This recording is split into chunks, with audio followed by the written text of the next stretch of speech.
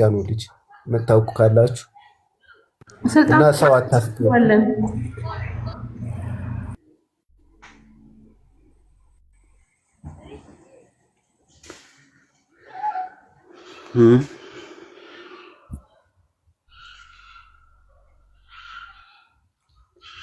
ይሄ ጀስቲስ የሚባለው ሰውዬ እስቲ ያስገቡት። ከቅድም ጀምሮ ይንቀሸቀሻል።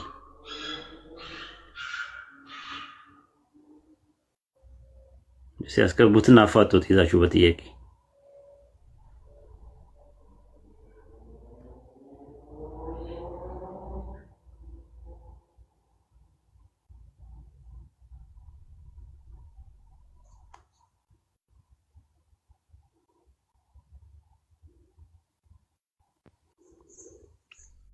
ኡስታዝ አንተ አስገብተኝማ እምቢ አልልም። ልተኛ አስቤ ነበር። ኸይር አለው። ሰላም አለይኩም። ወአለይኩም ሰላም ወራህመቱላሂ ወበረካቱ። ምንድነው ማሂ ስታለቅስ ነበር አሉ። እንትን እኮ ነው ኡስታዝ። አይ እንትና ብሩክ እንዴት ነሽ ሲላት አልሐምዱሊላህ ነገር ያለች መሰለኝና እንደውም እኔ ሳላረጋግጥ አላወራም ብዬ ኮሜንት ላይ ጠየቅኩኝ።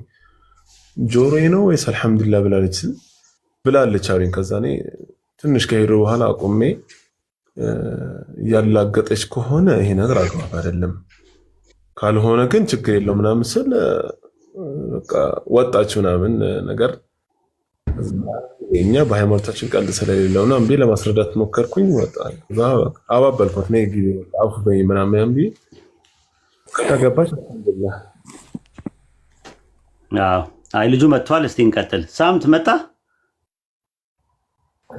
አዎ እዛ ቤት ምን እንደሆነ ተቋርጠ ዘረገፈን። እንኳን መጣ። ሼር አድርጉለት ብያቸው ነበር። ኦኬ እንቀጥል።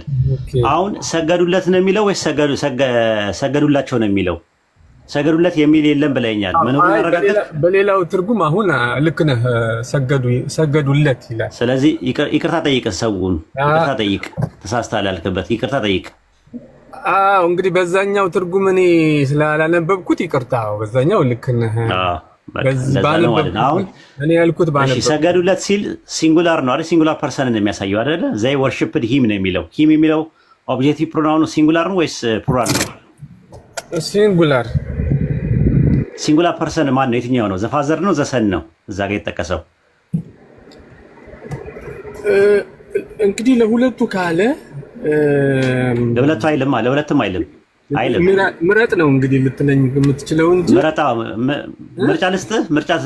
ተመሳሳይ ራሱኑ ሌላ ላይ ሲደግመው እንየው እንፈልገው። ራዕይ 19 4 ላይ ገባ። ራዕይ 19 ላይ ገባ። 19 4 ላይ ገባ። ራሱ አራት እንስሶችና 24 ሽማግሌዎች ያደረጉትን ይደግመዋል ድጋሚ።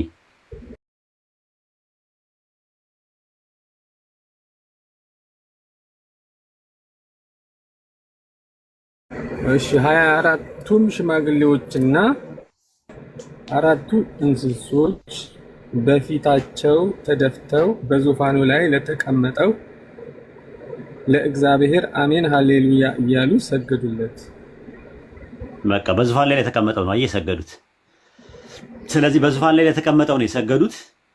በዙፋን ላይ የተቀመጠው ደግሞ አጠገቡ ደግሞ በቀኙ ማን አለ? በጎ አለ። አሁን እኔ ጥያቄ ፖይንቴ አምልኮ የሚለው ቃል ላትሪያ የሚለው ቃል ወይም ጉድ ሰርቪስ የሚባለው ወይም አዋድ ወይም ደግሞ ኢባዳ የሚለው ቃል የአረብኛው ቃል ለአንድ አምላክ ከአንድ አምላክ ውጪ ለሌላ አካል አገልግሎት ላይ የዋለበት ጥቅስ አምጣ ነው ያልኩ የነበረው። አላመጣም። ራዕይ 5:13 ላይ ገብተን አየነው። በሰማይና በምድር ከምድር በታች ያለው ሁሉ ክብርና በረከት፣ ምስጋና፣ ኃይል ከዘላለም እስከ ዘላለም በዙፋኑ ላይ ለተቀመጠው ከዘላለም እስከ ዘላለም በዙፋን ላይ የተቀመጠ አለ አንድ እና ለበጉ ይሁን ሲሉ ሰማዋል። ከዘላለም እስከ ዘላለም በዙፋን ላይ የተቀመጠ አለ እግዚአብሔር አለ እና ለበጉ ለሁለቱም ነው ያቀረቡት ምስጋና። ምስጋና ማለት አምልኮ ማለት አይደለም ጭራሹኑ። አንደኛ ዜና መዋዕል ምዕራፍ 29 ቁጥር 20 ላይ ጉባኤ ሁሉ ራሳቸውን አዘንብለው ለእግዚአብሔርና ለንጉሱ ሰገዱ ነው የሚለው። ለማንና ለማን የሰገዱት? ለያህዌና ለንጉሱ ሰገዱ። ላትሪዮ ሳይሆን ፕሩስኩኒዮ የሚጠቀሙ ፕሩስኩኒዮ ገብቷል። ፕሩስኩኒዮ ማለት አምልኮ ማለት አይደለም። አንድ ያዝልኝ። ሁለተኛ ነገር ደግሞ የዕብራይስጡ የሚጠቀምበት ቃል ፕሮስኩኒዮ የሚለውን የግሪክ ሰብትጀንት ላይ ያስቀመጠውን የዕብራይስጡ ምንድን ነው ያስቀመጠው? ምን ብሎ ነው ያስቀመጠው? የዕብራይስጡ እዛ ጋ ሻሃህ ይለዋል። ሻሃህ ማለት ስግደት ማለት ነው። ለፍጡራንም ሊውል ይችላል። ለምሳሌ በባይብል ውስጥ ስትመለከተው ኦሪት ዘፍጥረት ምዕራፍ 23 ቁጥር 7 ላይ አብርሃምም ተነሳ ለምድሩ ሕዝብና ለኬጢ ልጆች ሰገደ ይላል። ሰገደ ለሚለው ቃል የዕብራይት ሻሃህ ይለዋል፣ በግሪክ ሰብጀንት ፕሮስኩኒዮ ይለዋል፣ በአረብኛ ሱጁድ ይለዋል።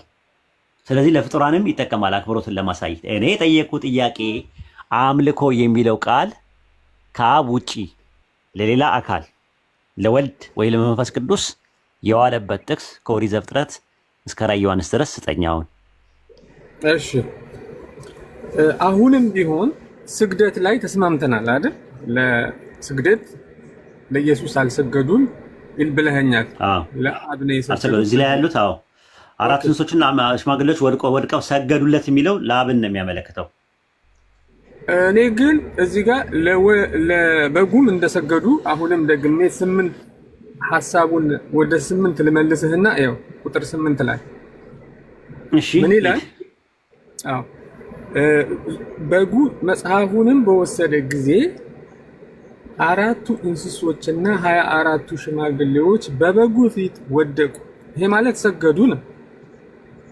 እያንዳንዳቸውም በገናንና የቅዱሳን ጸሎት የሆነ ዕጣን የሞላበትን የወርቅ ዕቃ ያዙ። መጽሐፉን ትወስድ ዘንድ ማኅተሞችንም ትፈታ ዘንድ ይገባሃል፣ ታርደሃልና በደምህም ለእግዚአብሔር ከነገድ ሁሉ ከቋንቋም ሁሉ ከወገንም ሁሉ ከሕዝብም ሁሉ ሰዎችን ዋጅተህ ለአምላካችን መንግስትና ካህናት የሆኑ ዘንድ አደረግሃቸው፣ በምድርም ላይ ይነግሳሉ እያሉ አዲስን ቅኔ ይዘምራሉ። አሁን ወደቁ የሚለው እዚህ ጋር ይዘን ዝማሬ ለእርሱ ስግደት ካደረጉ እንዴት ነው? አሁን ወሂድ እዚህ ጋር ጥያቄ ወደቁ የሚለው ነው ጥያቄ። አምልኮ የሚለው የትኛው ነው የሚያሳየው? ወደቁ የሚለው ነው። ወደቁ ማለት ሰገዱ ነው። ኦኬ ሰገዱ። ኦኬ ኦሪት ዘፍጥረት 44 14 ግባ። ኦሪት 14 ኦሪት ዘፍጥረት 44 14 ግባ። ኦኬ 44 14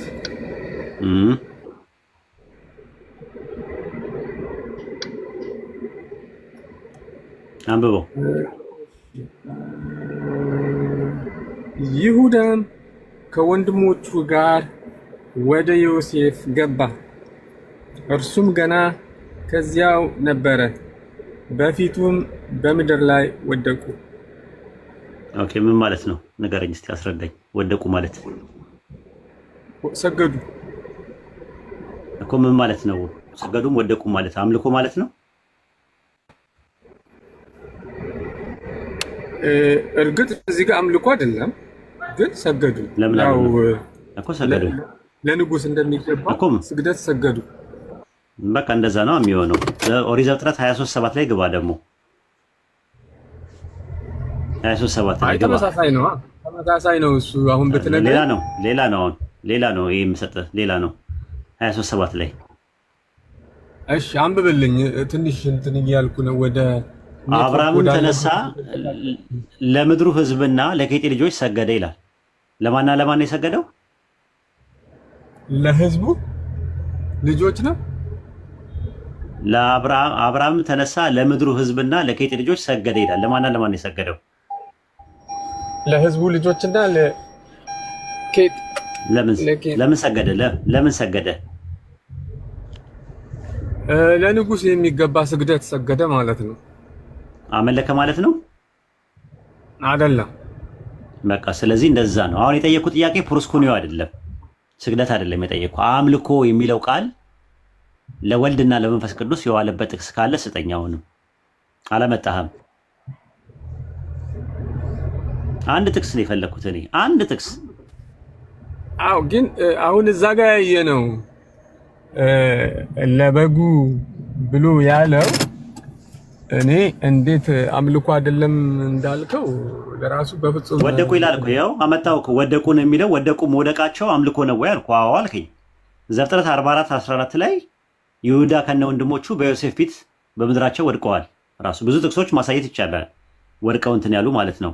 ኢያሱ 5 ላይም ማየት ትችላለህ። ቁጥር 15 ላይ ለመላእክት አለቃ ለሚካኤል ሲያገኘው ሰግዶለታል። እንግሊዝኛ ወርሺፕ ነው የሚለው። እንደው መልአኩ ወርሺፕ ይገባዋል፣ አምልኮ ይገባዋል። እሺ እንደውም ጥሩ ሀሳብ አመጣ። መልአኩ ራእይ ላይ እንትን ሲልለት እዛው ቅድም እንዳትሰግድልኝ አለ። ስለዚህ አስማማው። እንደዛ ከሆነ መላእክት እሱ ይበል። እዚህ ጋር ደግሞ መልአኩ ሲሰገድለት ደግሞ ዝም ብሎ ተሰግዶለታል። ለምን ሚካኤል እዚህ ጋር ሚካኤል እንደዛ አደረገ፣ ያኛው መልአክ ደግሞ እንዳሰግድልኛል። አስማማው፣ አስታርቅልኝ። ለምን ማለት ምክንያቱን ንገረኝ። ምክንያት አለው። እኔ የቱ ጋር ነው ያንን ያለበት ሚካኤል የተቀበለው? ኢያሱ ምዕራፍ 5 ቁጥር 13 እስከ 15 ላንብብልህ። እሺ መጽሐፈ ኢያሱ ምዕራፍ 5 ቁጥር 13 እስከ 15 ያው እንዲህ ይላል። እንዲህም ሆነ ኢያሱ በኢያሪኮ አጠገብ ሳለ ዓይኖቹን ተመለከተ፣ ሰይፍ የተመዘዘ ሰይፍ በእጁ የያዘ አንድ ሰው በፊቱ ቆሞ ነበረ። ኢያሱም ወደ እርሱ ቀርቦ ከኛ ወገን ነው ወይስ ከጠላቶቻችን ወገን አለው። እርሱም አይደለም፣ እኔ የእግዚአብሔር ሰራዊት አለቃ ሁኜ አሁን መጥቻለሁ አለ። ኢያሱም ወደ ምድር በግንባሩ ተደፍቶ ሰገደና ጌታዬ ለባሪያ የሚደረገው ነገር ምንድን ነው አለ ይላል። ሲሰግድለት ለምን ጸጥ አለው? እንግሊዝኛው እንደውም የሚለው ምንድን መሰለህ? ተመልከት። He said now, but has the captain of the host of the Lords, I am now come ይላል። And Joshua fell on his face አለ፣ በፊቱ ደቀደ አለ። ዘርዝ አለ and worship him አመለከው ይላል። ለምን እንዳሰግድልኝ እንዳታመልከኝ ለምን አላለው መልአኩ? እዚህ ጋር አለቃ ነኝ ብሎታል። እንግዲህ በአለቃ ልክ እዛ ቅድም እንዳልከው ለምን መልአኩ ለምን እምቢ አለው እኮ ጥያቄው እሱ ነው። መልአኩ ለምን እምቢ አለው? እዚህ ጋር ለምን እምቢ አለው? ራዕይ ዮሐንስ ላይ እዚህ ጋር አምልኮ ስላልሆነ ስንቴ ነው አትስገድልኝ ያለው? ስንቴ ነው አትስገድልኝ ያለው መልአኩ ለዮሐንስ? ስንቴ ነው ራዕይ ላይ ስንት ጊዜ ነው አትስገድልኝ ያለው? ስንት ጊዜ ነው ያለው? በሰገደ ቁጥር አትስገድልኝ ብሎታል። ለምንድን ነው መጀመሪያ አትስገድልኝ እያለው ለምን ደገመው? እሱ ድጋሚ ከሰገደ አትስገድ ይለዋል። መጀመሪያ አምልኮ ስለሆነ ራዕይ 19:10 ላይ ልሰግድለት በእግሩ ፊት ተደፋው አለ። እርሱም እንዳታደርገው ተጠንቀቅ፣ ከአንተ ጋር የኢየሱስ ክርስቶስ ምስክር ካላቸው ጋር ለእግዚአብሔር ስገድ አለኝ ይላል አይደል? ባሪያ ነኝና አለው። ከዛ ድጋሚ ደግሞ ራዕይ ዮሐንስ ምዕራፍ 22 ላይ ሰገደለት አይደለ? ራዕይ ዮሐንስ ምዕራፍ 22 ቁጥር 8 ላይ ማለት ነው። እኔ ያየሁትና የሰማሁትን ዮሐንስ ነኝ፣ በሰማሁትና ባየሁ ጊዜ ባሳየኝ በመልአኩ እግር ፊት እሰግድ ዘንድ ተደፋዋል። ይሄ ነገር በእግር ፊት መስገድ ሐራም ከሆነ አምልኮ ከሆነ ኢባዳ ከሆነ ኢየሱስ ለምንድን ነው ለኤጲስቆጶሱ የሚያሰግደው? በእግሩ ፊት እንደሚያሰግደው ለምንድን ነው? ራዕይ 3:9 ላይ ያለው ምን አለው? የኤጲስቆጶሱን የፊላዴልፊያ ኤጲስቆጶስ የነበረው ምን አለው ሲነግረው? እነሆ አይሁድ ሳይሆኑ አይሁድ ነን ከሚሉ ሰዎች ከሚዋሹ ከሰይጣን ማህበርተኞች አንዳንዶችን ሰጠና መጥተውም በእግሮቹ ፊት ይሰግዱ ዘንድ እኔ አደርጋቸዋለሁ አለ።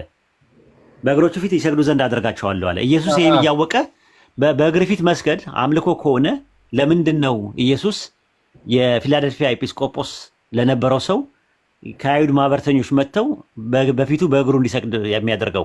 እንግሊዝኛ ወርሺፕ ነው የሚለው። እንደውም ለምንድን ነው ለዛ የሚያደርገው? ሁለት አይነት ነው ስግደቱ። አንደኛው እንደ ንጉስ እንደሚደረገው ስግደት ለክብር፣ ያው በተለምዶ በዛ ባህል በተለይ በምን አወክ ነው የምልህ። አይ የአምልኮ ከሆነ ሁለቴ ለምንድን ነው? ዮሐንስ የመጀመሪያውን ተሳስቷል እያልከኝ ነው? በመንፈስ ቅዱስ ተሞልቶ ነበረ ፍጥሞ በትባል ደሴት የነበረው። የእውነት መንፈስ በመጣ ጊዜ ደግሞ ወደ እውነቱ ሊመራቸዋል ይላል። ውስጡ የነበረው መንፈስ ቅዱስ ያሳሳተው? አይ ተገርሞ ነው እንግዲህ በመገረምና በድንጋጤ ያው ይሄን ያህል ነገር ካሳየኝማ ብሎ ነው። በድንጋጤ አምልኮ አይልማ። አምልኮ ቢል ኖሮ ሌላ ጉዳይ ነው የሚለው። ስግደት ነው የሚለው። በእግሩ ፊት ተደፋው ነው የሚለው። በእግር ፊት መደፋት ምንም ችግር ከሌለው ትህትና ነው የሚያሳየው። እንዳትሰግድልኝ ብሎ ሲለው ትህትና ነው የሚያሳየው። እነ ጴጥሮስም እኮ እንደዛ ተደርገዋል። ተሰግዶላቸው እንዳትሰግድልኝ ብለዋል እነ ጴጥሮስ። ነገር ግን ራዕይ 3:9 ላይ ስትመለከት እንዳትሰግድልኝ ይላል። እንዳትሰግድልኝ ማለት ያው ስግደት አይገባም ማለት ሳይሆን እንዳትሰግድልኝ ተወኝ ሲል ትህትናን ለማመልከትም ሊጠቀምበት ይችላል ራሱ ማለት። አንቺ ሴት ከአንቺ ጋር ምን አለኝ አለ ኢየሱስ። ዛትሚስ ምን አለኝ ማለት በቃ ምንድነው ማላደርግበት ነገር ነው፣ አባባል ነው። በቃ እኔ አይገባኝም ምናምን ልትል ትችላለህ። የሆነ ነገር ሲባል ትህትናን ነው የሚያሳየው። እኔ ራዕይ 19:6 እና ራዕይ 22:6 ላይ ያለው ጥቅስ የሚያሳየው ትህትናን ነው። አሁን ወደ ነሳባበት ጥቅስ እንሂድና ራዕይ ዮሐንስ ላይ ያለው ጥቅስ ኢየሱስ አምልኮ እንደሆነ አይደለም። አሁን የጠየቁት ጥያቄ ኢየሱስ አምልኮ ቃል ለኢየሱስ የዋለበት ጥቅስ ኢየሱስን ያመለከ ሰው ኢየሱስን በአንደበቱን ያምላክ ነኝ ያለበት አምልኩኝ ያለበት ጥቅስ ወይም ደግሞ ከሐዋርያትና ከነቢያት መካከል ኢየሱስን አምልኩ ያለበት ወይም ደግሞ ከሐዋርያትና ከነቢያት መካከል ኢየሱስ ክርስቶስን ያመለከ አንድ ፍጥረት አሳየኝ። እሺ ከትምህርቶቹ አንጻርም ስንሄድ አሁን ይሄን አይተናል አይደለ? ኢየሱስ ክርስቶስ ካስተማረው ትምህርትም ጋር ስንሄድ እኔና አብ አንድ ነን አለ አይደለ? እና ደግሞ ጨምሮ ደግሞ ምን አለ? አብን አሳየንና ይበቃናል ተብሎ ሲጠየቅ ይህን ያህል ዘመን ከእናንተ ጋር ስኖር አታውቀኝም እንዴ አለ። ስለዚህ የሚያስተካክለው ከአብ ጋር እንደሆነ በግልጽ እናያለን በትምህርቶቹ ላይ። ስለዚህ ነው አምልኮ እንደሚገባው ያው አንብበናል። እንግዲህ ክብር ይገባዋል። የለም ዮሐንስ ወንጌል ምዕራፍ 10 ቁጥር 30 ላይ ያየው ጥቅስ ስለሱ አያወራም። እኔና አብ አንድ ነን ሲል ምን ማለት ነው? ጥያቄው ነው። ብዙ ክርስቲያኖች ለኢየሱስ አምላክነት ድምዳሜ ላይ ያደርሰናል ብለው ከሚጠቅሷቸው ጥቅሶች መካከል ይሄ ጥቅስ ነው። ይሄ ጥቅስ አያመለክትም። ምንድን ነው የሚያመለክተው? እኔና አብ አንድ ነን ነው የሚለው። እኔ አብ ነኝ አላለም። ኤጎ ኤሚ ሆፓተር ነው ያለው ወይስ ኤጎ ኤሚ ካይ ሆተ ፓቴር? አው አንድ ነን ሲል ብቻ አይደለም እኮ ያለው። ይኸውልህ የትኛውን ነው ያለው? ኤጎ ኤሚ ሆፓቴር ነው ያለው ወይስ ኤጎ ኤሚ ፓቴር ኤንኤስ ሜን ነው ያለው? የትኛውን ነው ያለው? ያው እኔና አብ አንድ ነን ለማለት ፈልጎ ነው። ይሄ ነን የሚለው ስንት አካልን ነው የሚያሳየው? ነን ስንት አካልን ነው? ሄን ማን ነው ነን የሚለው ነገር? ኤስሜን ስንት? ሁለት አካል። ኦኬ ጥሩ። አሁን አንድ የሚለው ነገር ሁለት አካል እኔና አብ ሲል አብና ወልድ ዲስቲንክት የሆኑ ፐርሰኖች ናቸው አይደለ? ስለዚህ ዲስቲንክት ፐርሰን ከሆኑ አሁን እዚህ ጋር ባለው ጥቅስ መሰረት አንድ የሚለው የምን አንድነት ነው የሚያመለክተው? በብዙ ነገር አንድ ነን ነው እንግዲህ የምን አንድነት? የምን ልበለው? የአካል የህላዌ የሃለወት አምላክነት ራሱ አይደለም። የአምላክነት ሊሆን እንደዛማ ከሆነ እኔና አብ አንድ ነን ብቻ አይደለም የሚለው እኔ እና አብ እና መንፈስ ቅዱስ እንት ነን አንድ ይለል ነው የሚለው። ዮሐንስ ወንጌል 17:11 ላይ ሲጸልይ ምን አለ? ቅዱስ አባት ሆይ እነዚህ የሰጠኝ እንደኛ አንድ እንዲሆኑ በስምህ ጠብቃቸው ይላል። ሐዋርያቱ በምንድን ነው አንድ የሆኑት? በዓላማ ነው? በአካል ነው? በህልውና ነው? በአምላክነት በምንድን ነው የሆኑት? ሐዋርያቱ አንድ የሆኑት በምንድን ነው? አንድነት ማለት ነው አይደለም። ሐዋርያቱ በምንድን ነው አንድ የሆኑት? አሁንም መልሰልኝ። የዓላማ አንድነት ነው አይደል እንዴ? በክርስቶስ በዓላማ አንድነት፣ የዓላማ አንድነት። ጥሩ። እንደማን ነው የሆኑት አለ? አንድ የሆኑት ሐዋርያቶቹ እንደማን ነው አለ? እንደማን ነው አለ? እንደኔና እንዳንተ። ስለዚህ አብና ወልድ አንድ በሆኑበት ሂሳብ እንደኛ ማለት እንደ አብና እንደ ወልድ ማለት ነው። ስለዚህ ሐዋርያቶቹ አንድ የሆኑት እንደማን ነው? እንደ ወልድና እንደ አብ። ስለዚህ አብና ወልድ አንድ የሆኑት በምንድን ነው? በዓላማ ነው ወይስ በህላዌ ነው? በሃልዎት ነው? በማንነት በምንነት ነው? ዝርዝሩ የለም። ወደ ዝርዝሩ በዓላማ ነው። ያው በዓላማ ነው። ምክንያቱም ለመሰላ በዓላማ ነው የሚሆነው። ለምን? አንደኛ ቃሉ ራሱ ሄን የሚል ቃል ነው የሚጠቀመው። ሄስ አይለውም፣ ሚያ አይለውም። ምንድነው ልዩነቱ ካልን አንደኛ ቆሮንቶስ 3:6 ላይ ይኸው እኔ ተከልኩኝ አጵሎስ አጠጣ፣ ነገር ግን እግዚአብሔር ያሳድግ ነበር አለ። ቁጥር 8 ላይ የሚተክልና የሚያጠጣ አንድ ናቸው አለ። ማንና ማን ናቸው አንድ ናቸው የተባሉት? አጵሎስና ጳውሎስ። ስለዚህ አንድ የሆኑት በምንድን ነው? በስራ አይደለም፣ በዓላማ። ስለዚህ ናቸው የሚል ነገር ከመጣ ናቸው የሚል አለ። ኤሲን ማለት ናቸው ነው። ኤስሜን ደግሞ ምንድን ነው? ነን ነው። ስለዚህ ኮፕላቲቭ ቨርብ መጥቶ ኮፕላቲቭ ቨርብ ተጠቅሞ ማለት ነው። አያያዥ ግሱ ሲንጉላር ሳይሆን ፕሉራል ሆኖ ከመጣ ከፊት ለፊቱ ያለው አንድ የሚለው ነገር የዓላማ አንድነት ነው የሚያሳይ። እኔ የጠየቁ ጥያቄ አብና ወልድ በማንነት ወይስ በምንነት አንድ ናቸው ወይስ አይደሉም ሳይሆን ወይም ደግሞ ኢየሱስ አምላክ ነው ወይስ አይደለም አይደለም ጥያቄ አምልኮ የሚለው ቃል ከአንድ አምላክ ከአብ ውጪ ለወልድና ለመንፈስ ቅዱስ የዋለበት ጥቅስ ከኦሪት ዘፍጥረት እስከ ራዕየ ዮሐንስ ድረስ ስጠኝ ነው ያልኩህ። አምጣ። እንግዲህ ወደ ስግደት እንሂዳ። ለምሳሌ በሚያርግበት ጊዜ በሚያርግበት ሰዓት ደቀ መዛሙርቱም ሰግደውለታል። አዎ እኔ ጠየኩህ። ስግደት አይደለም አይጠየኩ። ስግደት አምልኮ እንደሆነ ተስማምተናል። ወሂድ አይደለም አላልንም። ሁለት አይነት ስግደት አለ። ወሂድ አላልኩም። አምልኮ ይኸውልህ ማቴዎስ ወንጌል ምዕራፍ 4 ቁጥር 10 ላይ ለጌታ ለአምላክ ስገድ እርሱን ብቻ መንበር ይላል። አምልክ እርሱን ብቻ አምልክ ይላል። እርሱ የተባለው ማን ነው? ሲንጉላር ፐርሰኑ እዚህ ጋር እግዚአብሔር አብ ነው። ጥሩ። ከሱ ውጭ የሚመለክ አለ? ብቻ ይላል አለ። ኢየሱስ ክርስቶስ ይመለካል። ለምን ብትለኝ ብቻ ይላል። ብቻ ሞኖስ ብቻ ይላል። ሞኖስ እሺ። ኢየሱስ ክርስቶስን እዚህ ጋር ይኸውልህ ወሂድ፣ ኢየሱስ ክርስቶስን አለማወቃችን እና ማወቃችን ነው አሁን እዚህ ጋር ዋናው ነገር። ጥያቄ እሱ አይደለም፣ አምልኮ ላይ ነው። አሁንም አምጣ። ስግደት ከሆነ ይኸውልህ፣ ስግደት ከሆነ ላሳይ ይችላለሁ። ስግደት ለፍጡራን ራሱ ይቀርባል። ራሱ ኢየሱስ ስለሚያከብሩት ነው የሰገዱለት። ለምሳሌ ማለት ነው አንድ ኤግዛምፕል ልስጥ። አንዳንድ ጊዜ ኦሪት ዘፍጥረት ምዕራፍ 23 ቁጥር 7 ላይ አብርሃም ተነሳ ለምድሩ ሕዝብና ለጌጡ ሰዎች ሰገደ ይላል። አመለከ ማለት አይደለም። ኦሪት ዘፍጥረት ምዕራፍ 27 ቁጥር 29 ላይ ለያዕቆብ ተሰግዶለታል። ተመለከ ማለት አይደለም። ኦሪት ዘፍጥረት ምዕራፍ 37 ቁጥር 9 ላይ ለዮሴፍ እንደሚሰገድ ይናገራል። ኦሪት ዘፍጥረት ምዕራፍ 42 ቁጥር 6 ላይ ለዮሴፍ ተሰግዶለታል። ኦሪት ዘፍጥረት ምዕራፍ 43 ቁጥር 26 ላይ ወንድሞቹ ሰግደውለታል።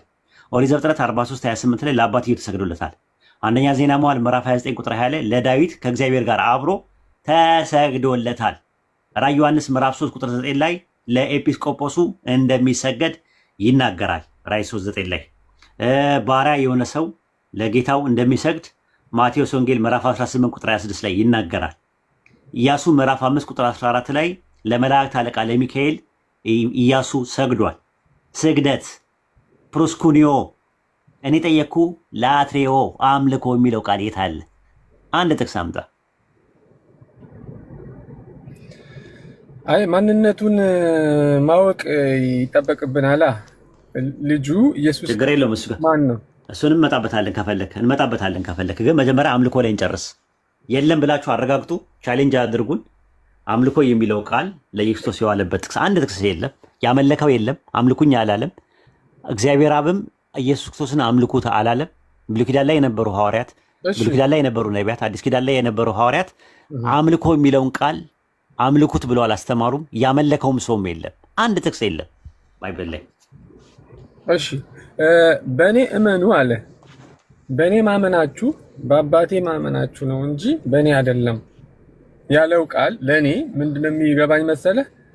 ልክ እኔን ማምለክ አብን እንደ ማምለክ ነው የሚል ትምህርት ነው ለእኔ የሚረዳኝ። ስለዚህ በእኔ እመኑ ሲል ሌላ ነገር ለማለት ፈልጎ አይደለም። ልክ እኔንስ ብታውቁኝ ደግሞ አለ አባቴንም ባወቃችሁ። ስለዚህ ማወቁ ላይ ነው ዋናው ነገር። ልጁ ማን ነው ነው። ኦኬ እሱ ጋር እንምጣ። ኦሪት ዘጸአት ምዕራፍ 14 ቁጥር 31 ላይ እስራኤላውያን በያህዌና በባሪያው በሙሴ አመኑ ይላል። አመኑ ማለት ምን ማለት ነው ትርጉሙ? እንደ ነቢይ ማንና ማን ነውማ? ድገምልኝ። በያህዌና በሙሴ አመኑ ይላል። ኦኬ ኦሪት ዘጸአት ምዕራፍ 14 ቁጥር 31 ላይ አመኑ ማለት ምን ማለት ነው? አመለኩ ማለት ነው። እምነታቸውን ጥለውባቸዋል ማለት ነው። እነሱ ላይ ማለት አመኑ እግዚአብሔርን እንደ እግዚአብሔርነቱ፣ ሙሴን ደግሞ ከእግዚአብሔር የመጣ የተሾመ ነብይ መሆን። ሁለተኛ ዜና መዋዕል ምዕራፍ 20 ቁጥር 20 ላይ በአምላካችሁ በያህዌ እመኑ በነቢያትም እመኑ ይላል። ምን ማለት ነው ትርጉሙ? እሱም ነብይን እንደ ነብይ እመኑት ማለት ነው። ነቢያቶቹ ኦኬ ጥሩ። ዮሐንስ ወንጌል ምዕራፍ 14 ጥሩ። ዮሐንስ ወንጌል ምዕራፍ 14 ቁጥር 1 ላይ በአምላክ እመኑ ካለ በኋላ እና ይላል ካ ይላል ግሪከኛው፣ በእኔም ደግሞ እመኑ ይላል ማለት ነው። በማንና በማን እመኑ አለ? በሁለታችንም እመኑ አለ። በማንና በማ? በእግዚአብሔርና በእኔ ማለቱ በክርስቶስ። በቴዎስ ነው የሚለው፣ በአምላክ ነው የሚለው፣ እንግሊዝኛው ጋር ነው የሚለው። በአምላክ እመኑ በእኔም ደግሞ እመኑ አለ። በአምላክ እመኑ የሚለው ማንን ነው? በእኔም እመኑ የሚለው ማንን ነው? አምላክ ማለት እግዚአብሔር አብ ነው። እኔ ማለት ደግሞ ሰው የሆነው ኢየሱስ ክርስቶስ ማለት ነው። ስለዚህ ኤጎ የሚለው ነገር ከቴዎስ በኮፕላቲቭ ቨርብ ተለይቷል አልተለየም? በኮፕላቲቭ ኮንጃክሽን ተለይቷል አልተለየም?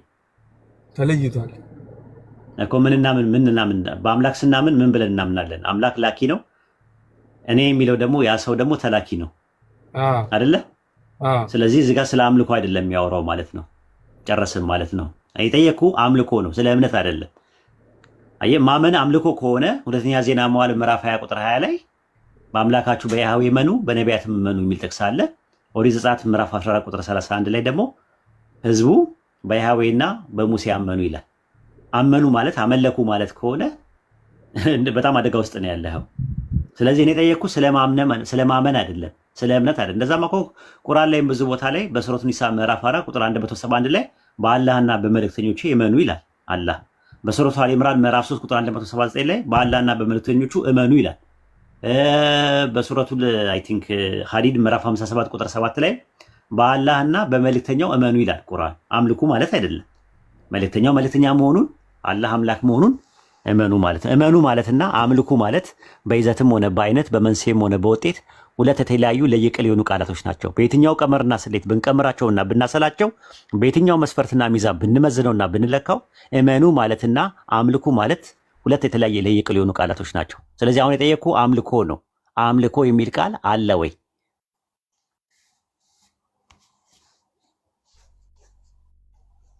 ሳምት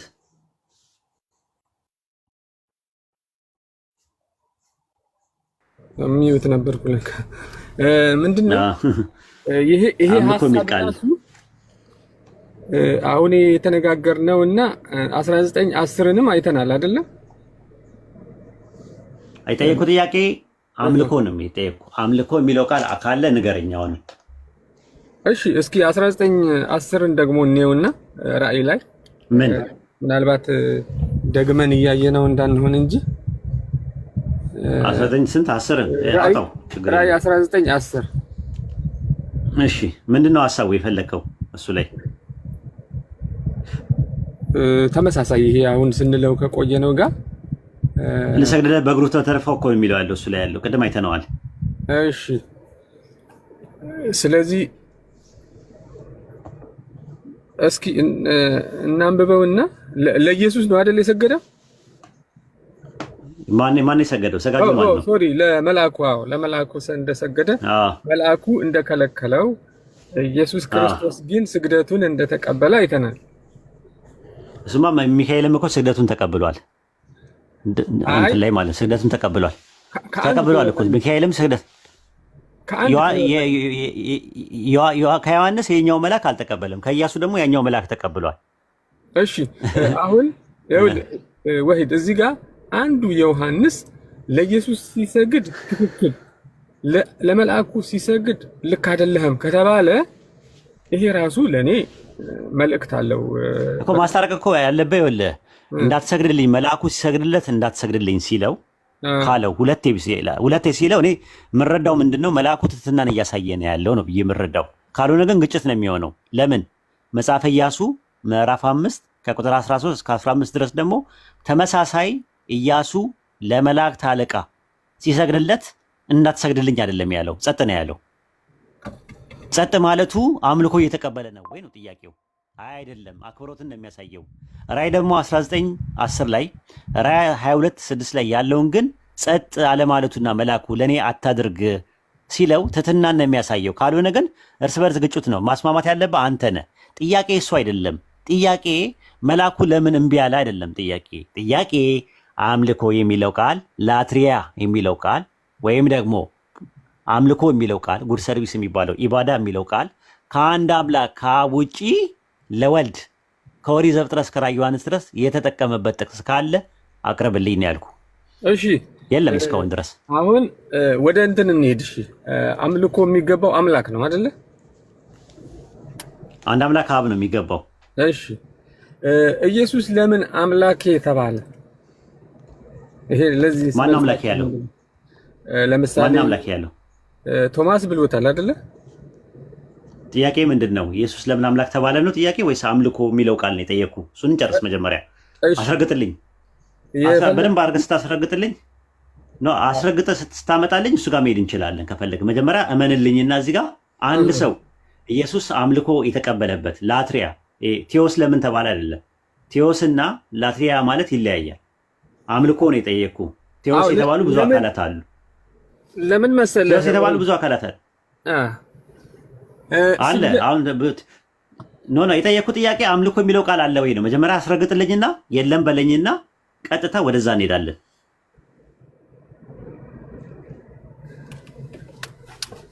የለም ብለህ እንትን በልልኝ፣ አስረግጠህ ንገረኝ።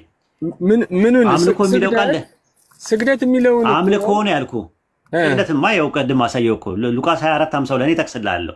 እነርሱም ሰገዱለትና በብዙ ደስታ ወደ ኢየሩሳሌም ተመለሱ ይላል። ለማን የሰገዱት? ለኢየሱስ። ማናቸው የሰገዱት? ሐዋርያት።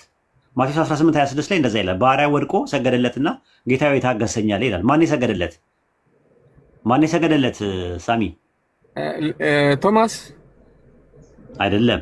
የትኛው ባሪያው ሰገደለትና ይላል ማቴዎስ 18:26 ላይ። እሺ ማን የሰገደለት? ሰጋጁ ማን ነው? አዎ ለባሪያው ለጌታው ባሪያው ሰገደለት አይደለ? ጌታና ባሪያ የተባሉት እነማን ናቸው? እዚህ ጋር ሁለቱም ሰዎች ናቸው አይደለ? ኦንቶሎጂካሊ አምላክ ናቸው። በዛን ዘመን ምንድነው ባሪያ ለጌታው የሚባል ነገር አለ። ሰራተኛ ለአሰሪውም ትሰግዳለች። ስለዚህ አዲስ ኪዳን ላይ ነው ያለው የጥቅስ ወይስ ብሉይ ኪዳን ላይ ነው ያለው? ማቴዎስ 18:26 ላይ ያለው ማቴዎስ አዲስ ኪዳን ላይ ነው። ታዲያ ስለዚህ ባሪያና ጌታ ለመሰጋገድ አለ። ራይ ላይ ስትመለከተው ራይ 3:9 ላይ ለምንድን ነው ኢየሱስ እንዲሰግዱ የሚያደርገው? አምጥቶ ለምንድን ነው እንዲሰግዱ የሚያደርገው? እሱ ማለት ደግሞ መጥቶ በእግሮች ፊት ለምንድን ነው የሚያደርገው? ለኤጲስቆጶሱ ለምን እንዲሰገድ ያደርገዋል? እንዲሰግድ አደርጋለሁ አለ። እንዲሰግዱ አደርጋለሁ አለ። ለምን? አይ መልእክቱ ነው እንጂ ይሰግዳሉ ማለት እኮ አይደለም። አይቀበልም እሱ ራሱ ይሰግዳሉ። ይሰግዱ ዘንድ አይ በእግሮች ፊት ይሰግዱ ዘንድ አደርጋለሁ ነው ላሳይ ቆይ እንጂ ይሰግድ ነው መጥተው በእግሮች ፊት ይሰግዱ ዘንድ እኔም አደርጋቸዋለሁ አለ። እነማን ናቸው የሚሰግዱት እኮ? የሚሰግዱት እነማን ናቸው? አንዴ እንስማማ ወሂድ። ይኸውልህ እሺ ከዚህ በፊት ለጳውሎስና ለበርናባስ መስዋዕት ሊያቀርቡ ሲመጡ ልብሳቸውን ቀደው ለእግዚአብሔር እንጂ ለኛ አይገባም አላሉም እንዴ? ደቀ መዛሙርቱ ለመስዋዕት አልጠየኩም። እዚህ ላይ የተጠቀስከው ራዕይ 3:9 ላይ አይደለም። ራዕይ 9 ላይ የተጠቀሰው በእግሮቹ ፊት ይሰግዱ ዘንድ አለ አይደለ? በእግሮቹ ፊት ይሰግዱ ዘንድ አደርጋለሁ ፊት ነው የሚለው። እና መጥተው ሊሰግዱ ተደፍተው ምናምን ያደርጋል። አክብሮት። አዎ አክብሮት ነው። እንደዛ ነው። በእግር ፊት አለ። በእግር ፊት በአዲስ ኪዳን እንደዚህ አንተን አይደለም። ሂድና ኮሜንተሪ፣ የፕሮቴስታንት ኮሜንተሪ ከፈለክ ተመልከት።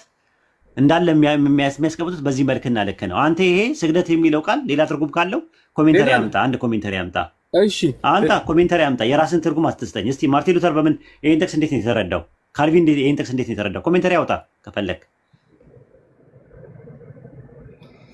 አይ ሊገዙ ማለት እኔ ሊሰግዱ ማለት ሊገዙ አይልማ። አይ ይሰግዱ ወርሺፕ ነው የሚለው። ወርሺፕ ማለት ምን ማለት ነው? እሺ በቃ አሁን ወደ አምላክነቱ እንሂድ። ግድ የለም። ስለዚህ ስግደት አምልኮ የለም። አይ አምልኮ የለም። ለእኔ አለ። እንዴት አምጣ። ስታመጣ በቃ እሱ ካልጨረስክ አልሄድም። ሌላ ቦታ ላይ አምጣ። አምልኮ የሚለውን አምጣ። ይኸው እየጠበኩ ነው ያሉት። አምጣ።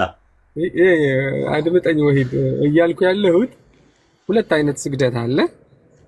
አንደኛው የአምልኮ የጠየቁ ጥያቄ ለሁለት ክፈልልኝ አይደለም። የጠየቁ ጥያቄ ስግደት ለፈጣሪ አይገባም ይገባል አይደለም። አምልኮ የሚለው ቃል ከአንዱ አምላክ ውጪ ለፍጡር የዋለበት ጥቅስ አምጣ። ስግደት አሳይቻለሁ። ዘፍጥረት 23:7 ላይ ዘፍጥረት 37:9 ላይ፣ አንደኛ ዜና መዋዕል ምዕራፍ 20 ቁጥር 28 ላይ፣ ብዙ ቦታ ራዕይ 3:9 ላይ፣ ማቴዎስ 18:26 ላይ ብዙ ጥቅሶች ለፍጡራን የተሰገደበት ጥቅስ፣ ኢያሱ ምዕራፍ 5 ቁጥር 13 እና እስከ 15 ድረስ አሳይቻለሁ። የጠየኩ ጥያቄ አምልኮ የሚለው ነው። ካልሆነ ሌላ ሰው ላስገባ ነው። ካልቻልክ ማለት ነው። አንተ ይሄንን ካመንክልኝ አንተ ወደ ፈለግከው መሄድ እንችላለን። አንተ ከእስካሁን ድረስ እየጠበቅን ነው ያለ ነው። አምጣ አንድ ጥቅስ አምጣ ነው ያልኩ። ወደ አምላክነቱ መሻገር አንችልም። ይሄ አሁን እንደ ምንችለው ይሄኛውን ስታስረግጥልኝ ነው። ይሄንን እኔ አባሮች ጨዋታ አልወድም፣ አኩኩሉም አልጫወትም። እኔ ከሰዎች ከይቅርታ ጋር መጀመሪያ የለም ብሎ አንድ ሰው ካምኖ ከዛ በኋላ የለም ብሎ ካመነ በኋላ ነው እንጂ ትከሻ መለካካት አይደለም የያዝኩት 500 ሰው በተሰበሰበበት ሐቁን ፍርጥ ፍንጥው አድርገን እንድናየው ነው የፈለኩት። ጥልልና ጥንፍፍ አድርገን እንድናየው ነው የፈለኩት እንጂ የአባሮች ጨዋታ ወይም እውቀት መፈታተሽም አይደለም የያዝኩት። ያንተን እውቀት መፈተሽ ለምን እንደዛ ተረጎምከው? ወሂድ ሐቁን ለህዝቡ ነው እየተናገረ። ስለዚህ አይደለም አንተ መፈተሽ አይደለም ስራዬ። እኔ ማሳወቅና መታወቅ ሐቁን ነው፣ ሐቅ ላይ ነው የምፈልገው። ስለዚህ ሐቁ ላይ ስለሆነ አንተ አምልኮ የሚለውን ቃል የለም ብለኝ ወደፊት እንሄዳለን። አለ ካልከኝ እንታመጣ ፈልጋለሁ። በቃ ይሄው ነው አልኩኝ። ከዚህ በላይ እንግዲህ እሺ። አሁን አንተ ከፈለክ የምፈልገውን ጥቅስ ኢየሱስ በባይብል ውስጥ እኔ አምላክ ነኝ ያለበት ጥቅስ አይደለም የምፈልገው። ከሐዋርያትና ከነቢያት መካከል ኢየሱስ አምላክ ነው ብሎ ያስተማረ አንድ ሰው አምጣልኝ። አንድ ጥቅስ ነው የምፈልገው። አንድ ጥቅስ ልብ አድርግ ያልኩህ ልድገምልህ። ምንድን ነው ያልኩህ? ድገም። አንድ ጥቅስ ምንድን ነው ያልኩህ? ኢየሱስ አምላክ ነው ብሎ ከሐዋርያትና ከነቢያት መካከል ያስተማረ ወይም ኢየሱስ ክርስቶስን አምላክ ነው ብሎ ያወጀ አንድ ሰው አምጣልኝ። እሺ ዮሐንስ። እሺ አምጣ። አንደኛ ዮሐንስ ምዕራፍ 5:20 ላይ አውጣው። እሺ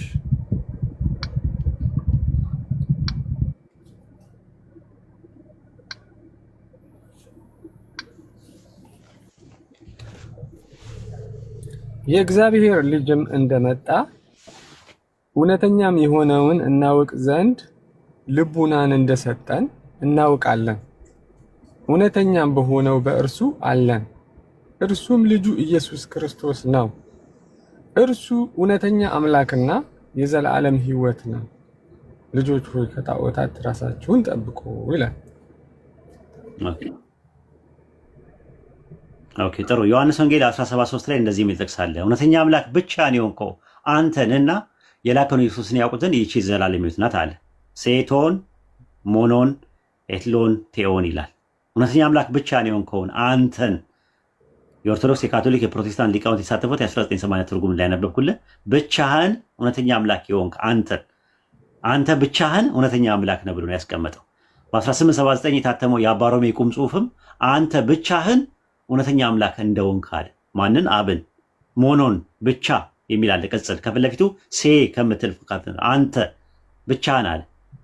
ይሄ ነው የሚናገረው ነገር ማለት ነው። ከዛ እውነተኛ አምላክ ብቻ ነው የሆንከው አንተንና አለ የላከውን ኢየሱስን ያውቁ ዘንድ ይህቺ የዘላለም ሕይወት ናት አለ። ሐዋርያት ሥራ 13:23 ላይ ከዚህ ሰው ዘር ቆይ ለመጣልህ ነው። አንደኛ ዮሐንስ መልእክት 5:20 ላይ ገባልህ ነው። መሰረት እያያዝኩኝ ነው ነገር። አንደኛ ዮሐንስ መልእክት 13:20 ላይ ሲናገር ከዚህ ሰው ዘር አምላክ እንደ ተስፋ ቃሉ ለእስራኤል መድኃኒት ኢየሱስን አመጣ አለ። አምጪው ማን ነው? አምላክ ነው። መጪው ማን ነው? ኢየሱስ ነው የመጣው። አንደኛ ዮሐንስ መልእክት 5:20 ላይ የአምላክ ልጅ እንደመጣ ይላል። አምላክ የሚለው ማንን ነው? ልጅ የሚለው ማንን ነው? ንገረኝ። ከዚህ እንጀምር። 17:3 ላይ እንትን ያልከው ያነበብከው የጻፈው ዮሐንስ ነው። ይህንን መልእክት የጻፈና ያንን ችግር የለውም እየመጣን ነው። በቃ ትክክል ነው። ያንንም ይህንንም የጻፈው አንድ ሰው ነው። ችግር የለውም። 5:20 ላይ ገብተናል። 5:20 ላይ እየገባ ነው። እየተማማረን ነው። የአምላክ ልጅ እንደመጣ ሲል አምላክ የሚለው ማንን ነው? ልጅ የሚለው ማንን ነው? አምላክ የሚለው እግዚአብሔር አብን ነው። ልጅ የሚለው ኢየሱስ ክርስቶስን ነው። እውነተኛ የሆነውን እናውቅ ዘንድ መረዳት እንደሰጠን እናውቃለን አለ። እውነተኛ የተባለው ማን ነው? እዚህ ጋር አሌክስሎን የሚባለው ማን ነው? አሌክስሎን አብን ነው። ጥሩ ምክንያቱም ዮሐንስ ወንጌል 8:26 ላይ ዳሩ ግን የላከኝ እውነተኛ ነው ይላል። ዮሐንስ 7:28 ላይ ደግሞ የላከኝ እውነተኛ ነው ይላል። ብዙ ቦታ ላይ አለ። እውነተኛው በሆነው በልጁ በክርስቶስ አለን ይላል። በማ እውነተኛ የሆነው በልጁ በክርስቶስ አለን ይላል። ምን ትላለህ እዚህ ጋር? እዛ ጋር ልጁ ሲል ሂስ ሰን አይደል የሚለው? ሂስ የተባለው ማን ነው? ሰን የተባለው ማን ነው? ሂስ የተባለው አብ ነው። ሰን የተባለው ኢየሱስ ነው። ኦኬ። ከዛ በኋላ ይህ አለ ሆቶስ ይላል። ሆቶስ ማለት ይህ ማለት ዴሞንስትሬት ፕሮናውን ነው። ዴሞንስትሬት ፕሮናውኑ ፖሴሲቭ ፕሮናውኑን ተክቶ የመጣ ነው ወይስ አይደለም? እዚህ ጋር ይህ የተባለው ማንን ተክቶ የመጣ ነው? ማንን ተክቶ የመጣ ነው? አባቱን ማለት ነው። አዎ። ስለዚህ ይህ እውነተኛ አምላክና የዘላለም ሕይወት ነው አለ። ስለዚህ ይህ የተባለው አብን ከሆነ የሚያመለክተው እውነተኛ አምላክ የተባለው ማን ነው? አንደኛ ዮሐንስ 5:20 ላይ ጥቅስ መሰረት ግራማቲካሊ አንደኛ ዮሐንስ 20 ላይ እውነተኛ የሆነው ኢየሱስም ራሱ እውነተኛ አምላክና የዘላለም ሕይወት ነው። የጠየቁት ጥያቄ ወለ ቆይ አይደለም። የእርሱ ልጅ ሂስ ሰን ይላል አይደለ? ሂስ የተባለው ማን ነው? ሰን የተባለው ማን ነው? በልጁ በኩል የተገለጠው በልጁ በኩል የታወቀው ማን ነው? አባቱ። ስለዚህ ዚስ የሚለው ወይም ደግሞ ይህ የተባለው ዴሞንስትሬቲቭ ፕሮናውን ማንን ነው የሚያመለክተው? አብን ነው ወይስ ወልድን ነው የሚያመለክተው? ወልድን አይደለም። ሂስ ዴሞንስትሬቲቭ ፕሮናውን ማንን ተክቶ ነው የመጣው ብለኛል? አባቱ ፕሮናውን ተክቶ አይደለም የመጣው? አዎ። ስለዚህ እንደዛ ነው። ካኤስሜን ይላል። ቆይ ላሳየ። ካኤስሜን ኤንቶ አሌት ነው ይላል። ዊ አር ኢን ሂም ሁ ኢዝ ዘ ትሩ ዋን አለ። ኢን ሂም በክርስቶስ በኩል እውነተኛ ዘትሩዋን የሚባለው ወይም ደግሞ እውነተኛ የሆነው አለ አለ። በእርሱ አለን አለ። አሌትሎን ማለት እውነተኛ ማለት ነው። ከዛ ኤንቶን ሁዮ አፍቱ የሱ ክርስቶስ አለ። በልጁ በኢየሱስ በኩል አለ። በልጁ በኢየሱስ በኩል አለን አለ። ማን ያለን? እውነተኛ የሆነው በልጁ በኢየሱስ በኩል አለን። ኢን ዘ ሰን ኦፍ ሂም ኦፍ ጂሰስ ክራይስት አለ። በልጁ በኢየሱስ በኩል አለን አለ። ከዛስ ይህ አለ። ይህ የተባለው ሂምን ተክቶ ነው የመጣው። ዚስ የሚለው ሁቶስ ኤስቴን ሆ አቴሎንቴዎስ ካይ ዞ አዮኒዮስ አለ። እውነተኛ የሆነው በእርሱ አለን ካለ በኋላ ይህ አለ። እውነተኛ የሆነው በልጁ በኩል የተገለጠው በልጁ በኩል ያሳወቀን ይህ አለ እውነተኛ አምላክና የዘላለም ሕይወት ነው አለ። ስለዚህ እውነተኛ አምላክ የተባለው አብን ነው የሚያሳየው እንጂ ልጁን አያሳይም። እዚህ ጋር አያሳይም። ተመሳሳይ ግራመር ላምጣልህ አንተ እንዲገባ በቋንቋ ለሚገባ በሚችል ይሄን እንጨርስና ወሂድ። ከዛ በኋላ እዚሁ ላይ ነኝ ያለሁት እዚሁ ላይ ነኝ አልወጣሁም ራሱ። አዎ ይሄው ራሱ ዮሐንስ እዚህ ጋር ያንን 17:3 የተናገረውን ማወቅ የምትለውን ይኸውልህ ልጁንም አታቁም አባቱንም አታቁም ነው እዛ 17:3 ላይ ያለው። ምክንያቱም ማወቅ የምትል ልጁንም ጭምር ነች፣ አታቁም ነው። እራሱ ግን ስለሚያውቅ እዚህ ጋር ምን አደረገው? ማብራሪያ ሰጠበት እዚህ መልእክቱ ላይ እና እርሱም እውነተኛ አምላክና የዘላለም ሕይወት ነው ብሎ ይህ ነው የሚለው። ሁቶስ ነው የሚለው። ዚስ ነው የሚለው። ሁቶስ ይህ ነው የሚለው። ይህ የሚለው ዴሞንስትሬቲቭ ፕሮናውኑ ማንን ተክቶ የመጣ ነው ብያለሁ። ሂስ የሚለውን ነው ወይስ ሰን የሚለውን ነው ተክቶ የመጣው? ግራማቲካሊ ዮሐንስ ለማለት የፈለገው እዚህ ጋር እኔ የሚገባኝ በግልጽ አብራርቶታል። እዚህ ጋር እርሱ ላሳይ፣ አንድ ግራመር ላሳይ እንዲገባ፣ አንድ ግራመር ቀለል ያለ ግራመር ላሳይ እንዲገባ ኤፌሶን 2:8 ላይ አውጣው ላሳይ። በጣም ቀላል የሆነ ኤግዛምፕል ላሳይ። ኤፌሶን 2:8 ላይ ግባ። ተመሳሳይ ግራመር ነው። አይዞህ አብሽር። 2:8 አይደለ? አዎ እሺ።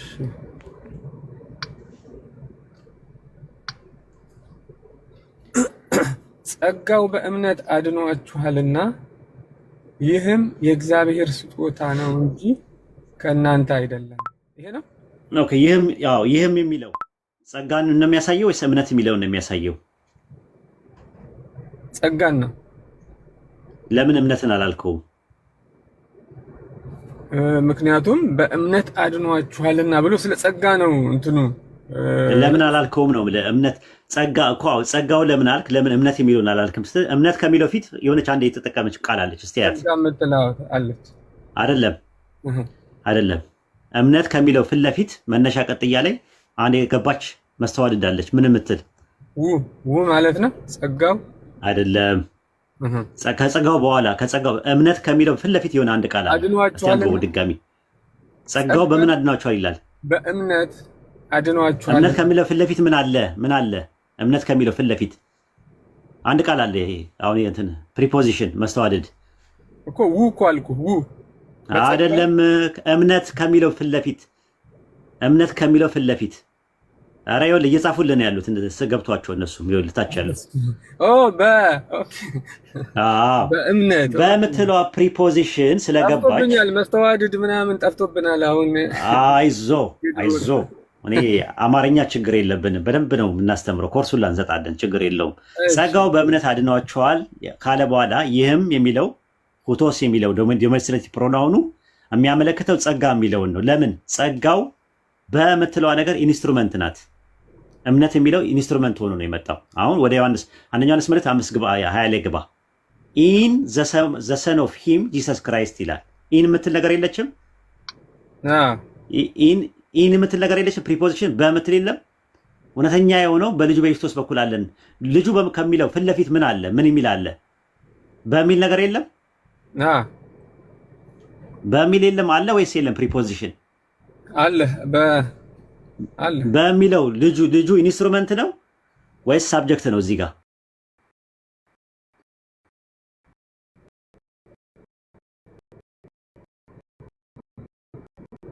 ኢንስትሩመንት ነው። ኢንስትሩመንት ነው። ሳብጀክቱ ማን ነው? አብ ነው ማለት ነው። ስለዚህ ይህ የሚለው ማንን ተክቶ ነው የሚመጣው? ኢንስትሩመንቱን ነው ወይስ ሳብጀክቱን ነው ተክቶ የመጣው? ሳብጀክቱ ማን ነው? አብ ነው። እውነተኛ አምላክ የተባለው ማን ነው? ይህ የሚለው ሳብጀክት እዛ 17 ላይ አብ ነው እኮ እዛ ኧረ አንደኛ ዮሐንስ መልእክት 5:20 ላይ ነኝ ያለሁት። 17:27ን ትቼልህ ነው የመጣሁት። ራሱ ከፈለክ በኋላ ላይ ታየዋለህ። ተው ብለኝ እዛው ትቼልህ መጥቻለሁ። ቀደም አንደኛ ዮሐንስ መልእክት 5:20 ላይ ነኝ ያለ ነው። እዚህ ላይ የምትሞግተው ነገር ካለ ሊንጉስቲካል አፕሮች፣ ግራማቲካል አፕሮች፣ ቴክስቹዋል አፕሮች፣ ኮንቴክስቹዋል አፕሮች መሞገት ከፈለክ ሌላ ጥቅስ እንደተጨማሪ አንድ ጥቅስ ልስጥህ እና ወደ ማጠቃለያ እንሰራበታለን ማለት ነው። ኤግዛምፕሎች እኔ ብዙ መስጠት እችላለሁ ግራማቲካሊ፣ ግን ኮንቴክስቹዋል አፕሮች ልስጥህ። ኮንቴክስቹዋል አፕሮች የቱ ጋር ነው የምሰጥህ? አንደኛ ተሰሎንቄ ምዕራፍ 1:9 ላይ ግባ። አንደኛ ዮሐንስ መልእክት ምዕራፍ 1:9 አንደኛ ተሰሎንቄ ምዕራፍ 1 አንደኛ ተሰሎንቄ እሺ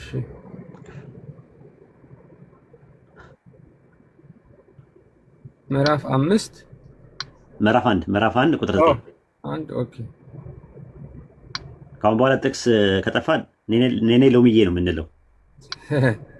ሎሚዬን ታውቃታለህ? ሳምንት አላውቃትም። ይቅርብ። እሺ ቁጥር 9 ላይ ግባ። አንደኛ ዮሐንስ መልእክት ምዕራፍ 1 ቁጥር 9 ላይ አንደኛ ተሰሎንቄ አይደል? አንደኛ ተሰሎንቄ ምዕራፍ 1 ቁጥር 9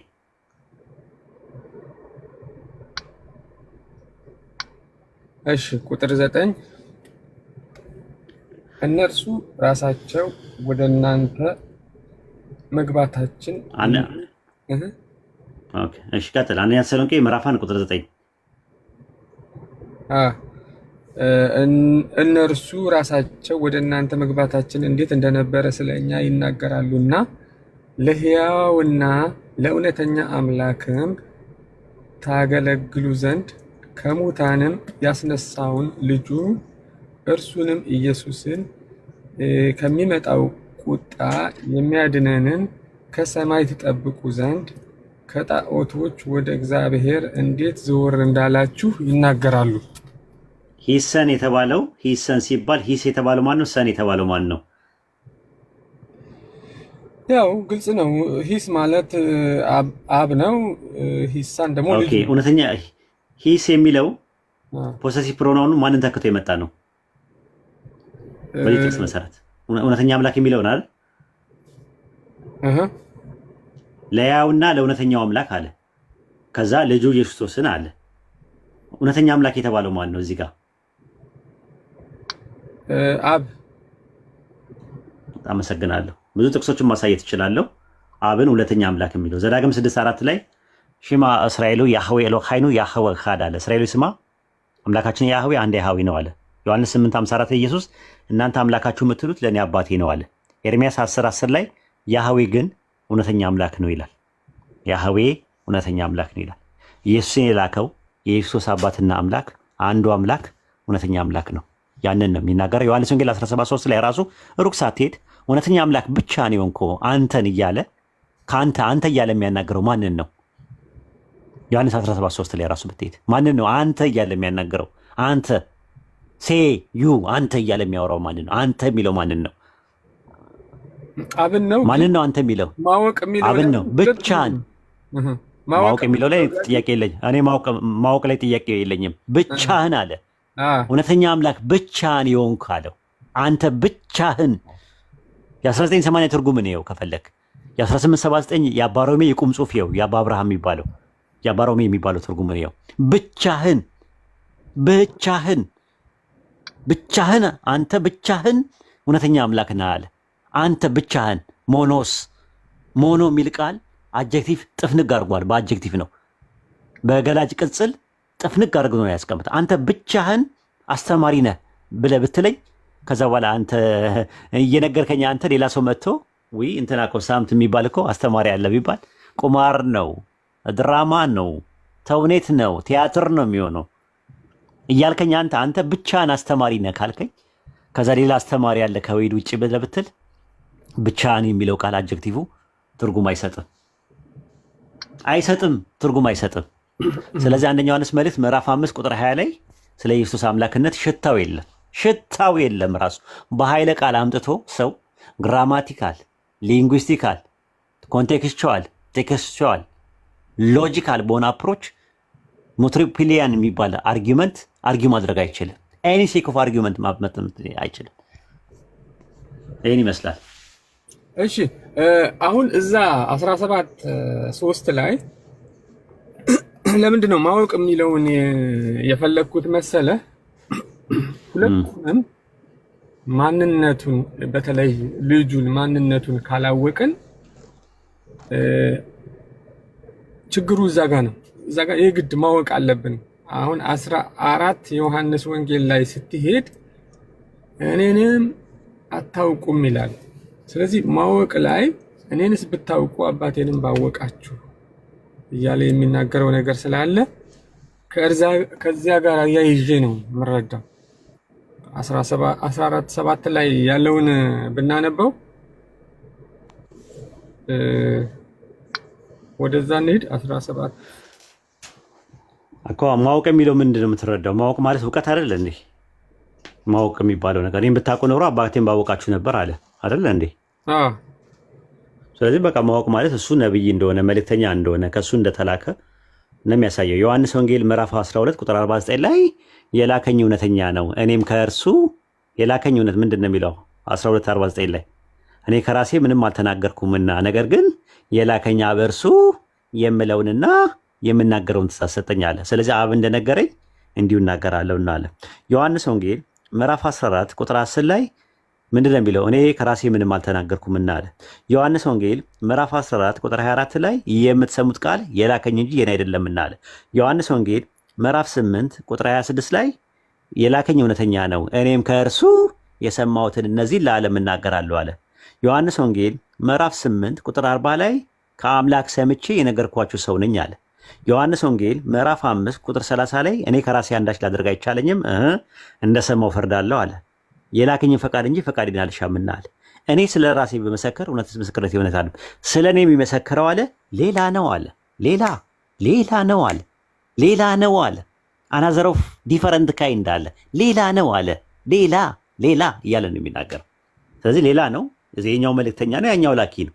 እውነተኛ አምላክ ብቻ ነው እንኳ አንተንና የላከውን ኢየሱስን ያውቁትን እቺ ዘላለም ይመጣ አለ።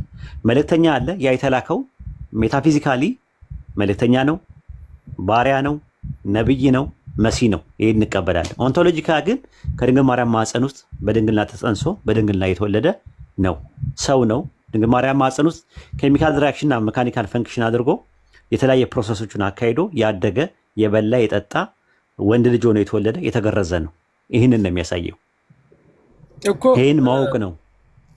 ይኸውልህ ወሂድ፣ ይሄ ወንድ ልጅ ወይ ደግሞ ሰው ሆኖ የተወለደው አሁን ቀጥታ ይህን ጥቅስ አሁን ያልኩህን ብናነበው ሰው መሆኑን ምንም ጥርጥር የለም ሰው ሆነ ስለሚል ሰው ሆኖ ተወለደ። ነገር ግን ማወቅ ግን ከዛ ያለፈ ነገር ነው። እርሱን ማን እንደሆነ ማወቅ ከየት መጣ የሚለውን 14 ላይ ላንብበውና ምን ይላል? ጨረስን። 17 ጨረስን። አሁን ምንድነው ሁለት ነገር ነው የሰጠው እድል። አሁን እንዳንደክም አዳማጭም እንዳይሰለች ሌላ ቀን ከፈለክ መምጣት ትችላለህ። ሁለት ነገር ነው እድል የተሰጠ። አንደኛ የመጀመሪያው አምልኮ የሚለው ቃል ከአንድ አምላክ ከአብ ውጪ ለወልድ ጥቅስ የዋለበት ጥቅስ አምጣ ስንልህ ምስጋና መጣ፣ ምስጋና አምልኮ እንዳልሆነ አሳየን። ስግደት አልክ፣ ስግደት ደግሞ አምልኮ እንዳልሆነ አሳየን። አምልኮ የሚለውን ቃል ማምጣት አልቻልክም። አሁን አንድ እድል እንስጣል። ምን አንድ ጥቅስ ነው ፈልገው ብያለሁ፣ እኔ ምረጥ ብያለሁ። አንድ ጥቅስ አምጥተህ ኢየሱስ አምላክ ነው ብሎ ያስተማረ ባይብል ላይ አንድ ጥቅስ አምጣ አልኩ። መረጥክ። ምንም መረጥክ? አንደኛ ዮሐንስ መልእክት ምዕራፍ 5 ቁጥር 20 ላይ ጠቀስክ። አንደኛ ዮሐንስ መልእክት 5:20 ላይ በፍጹም መነቃነቂያ የሌለው ነገር በአርማታ ነው፣ በብረት ባለ 14 ፌሮ ነው ግጥም አድርገን እንዳይወድቅ አድርገን አሽገን በአርማታ በደንብ አድርገን ነው የሞላ ነው። ኮንክሪቱ ጠጠር ምናምን ነገር ያለው ነው። በደንብ አድርገን በአርማታው ጠቅጥቀን በቫይብሬት አድርገን ጠቀጠቅ ነው። ከዛ በኋላ መነቃነቂያ የለው። አሁን 15 ቀን ምናምን ይፈልጋል ኮንክሪቱ የፎርምወርኩን ለማንሳት ማለት ነው። መነቃነቂያ የለውም። እዛ ጋር መነቃነቅን ሳትችል ስትቀር ምንድን ነው ያደረከው? ዮሐንስ ወንጌል 17:3 ላይ ገባ። ዮሐንስ 17:3 ላይ ገብተህ እድል ስጥ ምርቃት ነው ብዬ መርቅ የለ ገብተን ስናየው ሽታ የለም፣ ምንም ነገር የለም።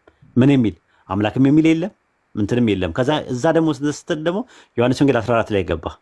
ዮሐንስ ወንጌል 14ን አንዴና ለመጨረሻ ጊዜ ሰጥህና ከዚህ በኋላ ግን ማብቂያ ይሆናል ማለት ነው። አንድ ድን ምርቃት ጸባይ ጥሩ ስለነበረ ማለት ነው። ግባ ዮሐንስ ወንጌል 14 ላይ ምንድን ነው የፈለግከው? መጀመሪያ ንገረን እዛ ላይ። እሺ አመሰግናለሁ። ምንድነው መሰለህ ምንድነው የፈለግከው? እዛ ላይ የፈለግከው 14 ላይ ምንድነው የፈለግከው? ንገረን መጀመሪያ። እሺ ማወቅ የሚለው እኔንስ ብታውቁኝ ኦኬ አባቴን ደግሞ ማወቃችሁ ነበር፣ ከአሁንም ጀምራችሁ ታውቁታላችሁ አይታችሁትማል ይላል። ስለዚህ ማወቁ ጋር ነው ዋናው ነገር። ይሄ ነው በቃ መልእክቴ ባጭሩ። ምን መሆኑን ማወቅ፣ ማንነቱ ሰው መሆኑን ማወቅ። ኦኬ ማንነቱ ኦኬ እውቀት አይደለም። ይኸውልህ ሰው መሆኑን ምንነት እሱ ምንነት ነው እሱ ማንነቱ ላይ ማንነቱ ምንድን ነው? ማንነቱ ምንድን ነው? ማንነቱ ምንድን ማን ነው?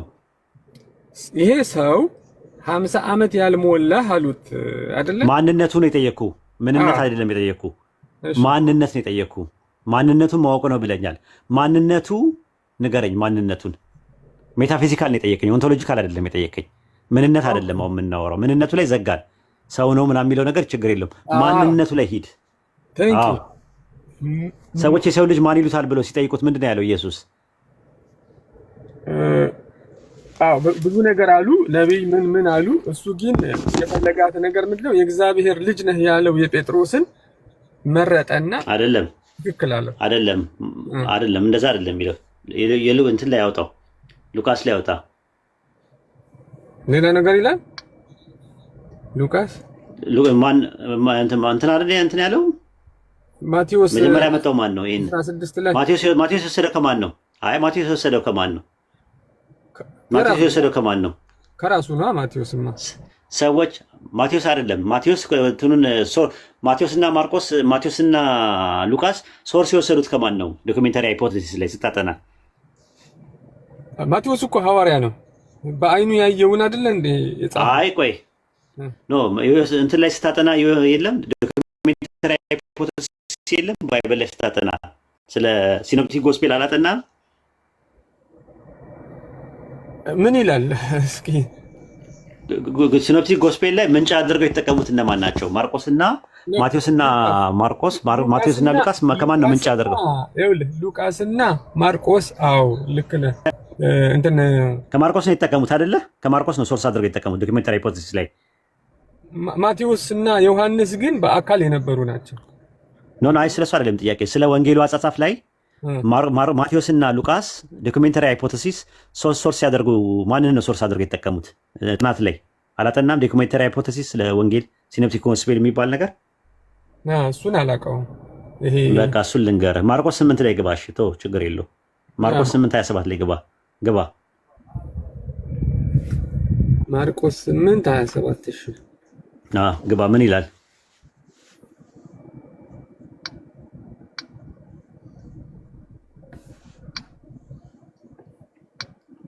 ላገዝ እችላለሁ ለማንበብ።